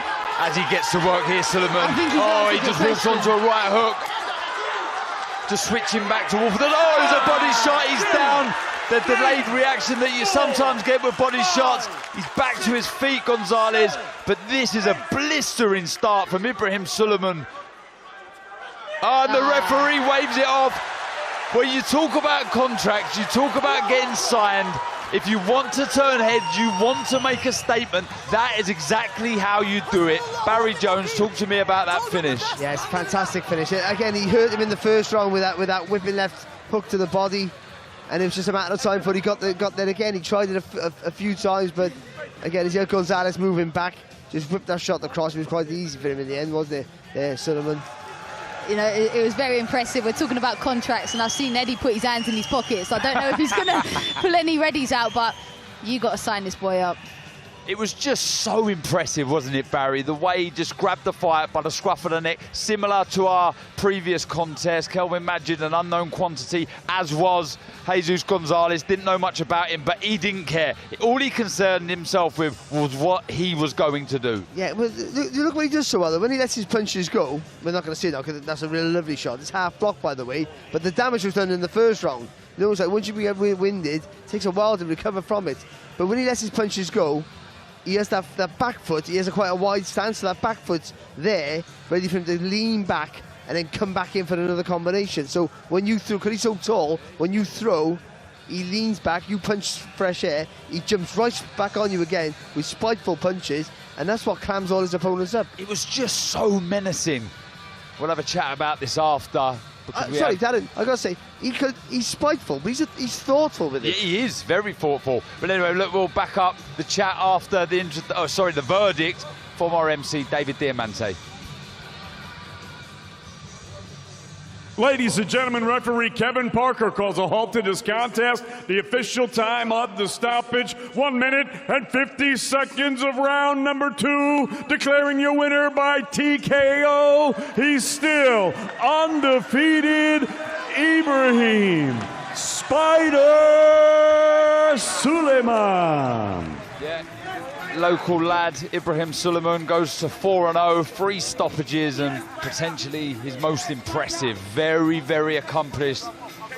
There's his friend and rapper manager, JK, smiles all round. And I was about to say, Ellie, it was the way he looked so menacing, just ploughing forward with total disregard of who was in front of him. Look, we know opposition's going to get tougher, but you can only beat who's in front of you, and that was impressive. It was very impressive. He has a very he has ability of throwing shots from all different angles, and there's a lot of weight behind it. He gets his legs in the right position. He's very well balanced, whether that's in southpaw or orthodox, and he finds the right shots. And for someone so tall, he digs well to the body. Like Barry was calling for the left hook to the body, and it was a shot that, you know, finished the job. He whips his punches, so when you whip your shots, especially when you have a long levers like he did, you get that acceleration.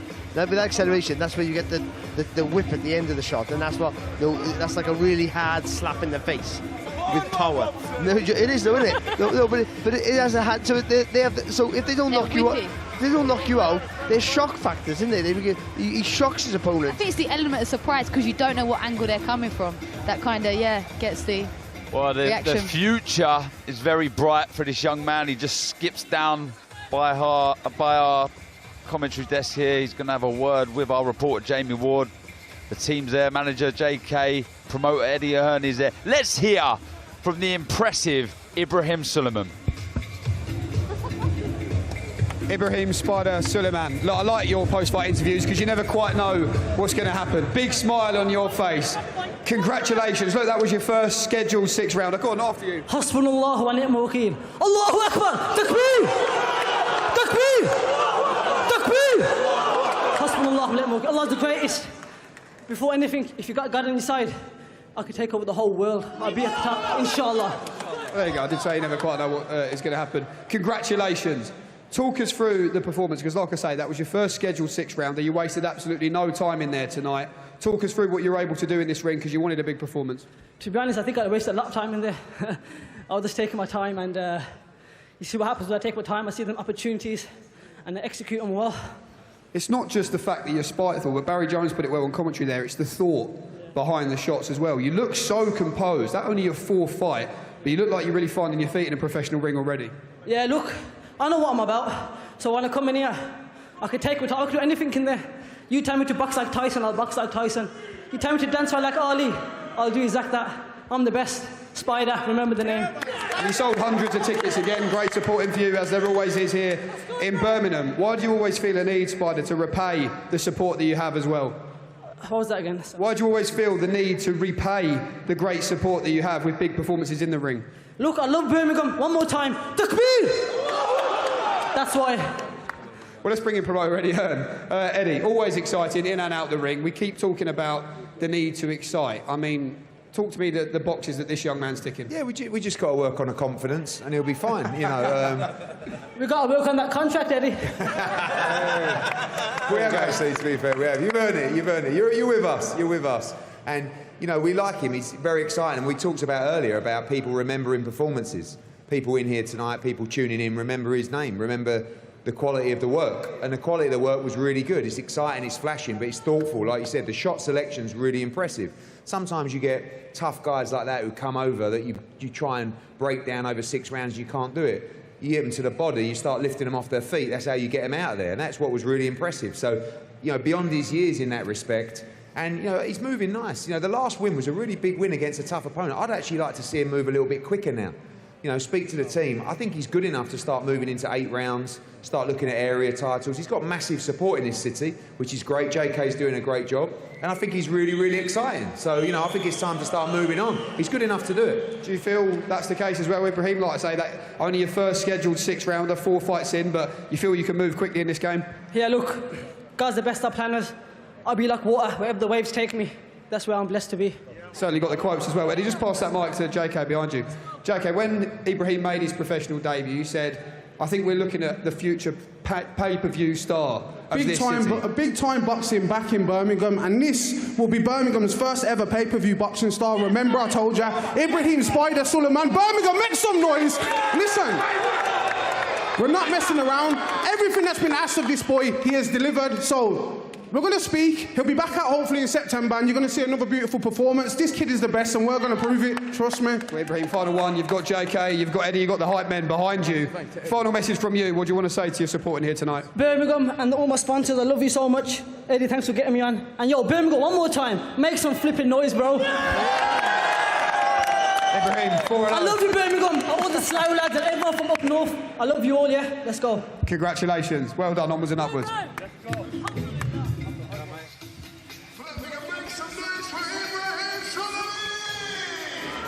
just got to work on the confidence, says promoter. I was thinking Eddie the same thing, actually. He's a bit quiet, isn't he? Yeah, I mean, look, shy. I can understand why they are so excited about him, because when you put in a performance like that, look, Ellie, I'll start with you. I asked you to grade Emmanuel Diaz's performance out of 10. Rate this one out of 10.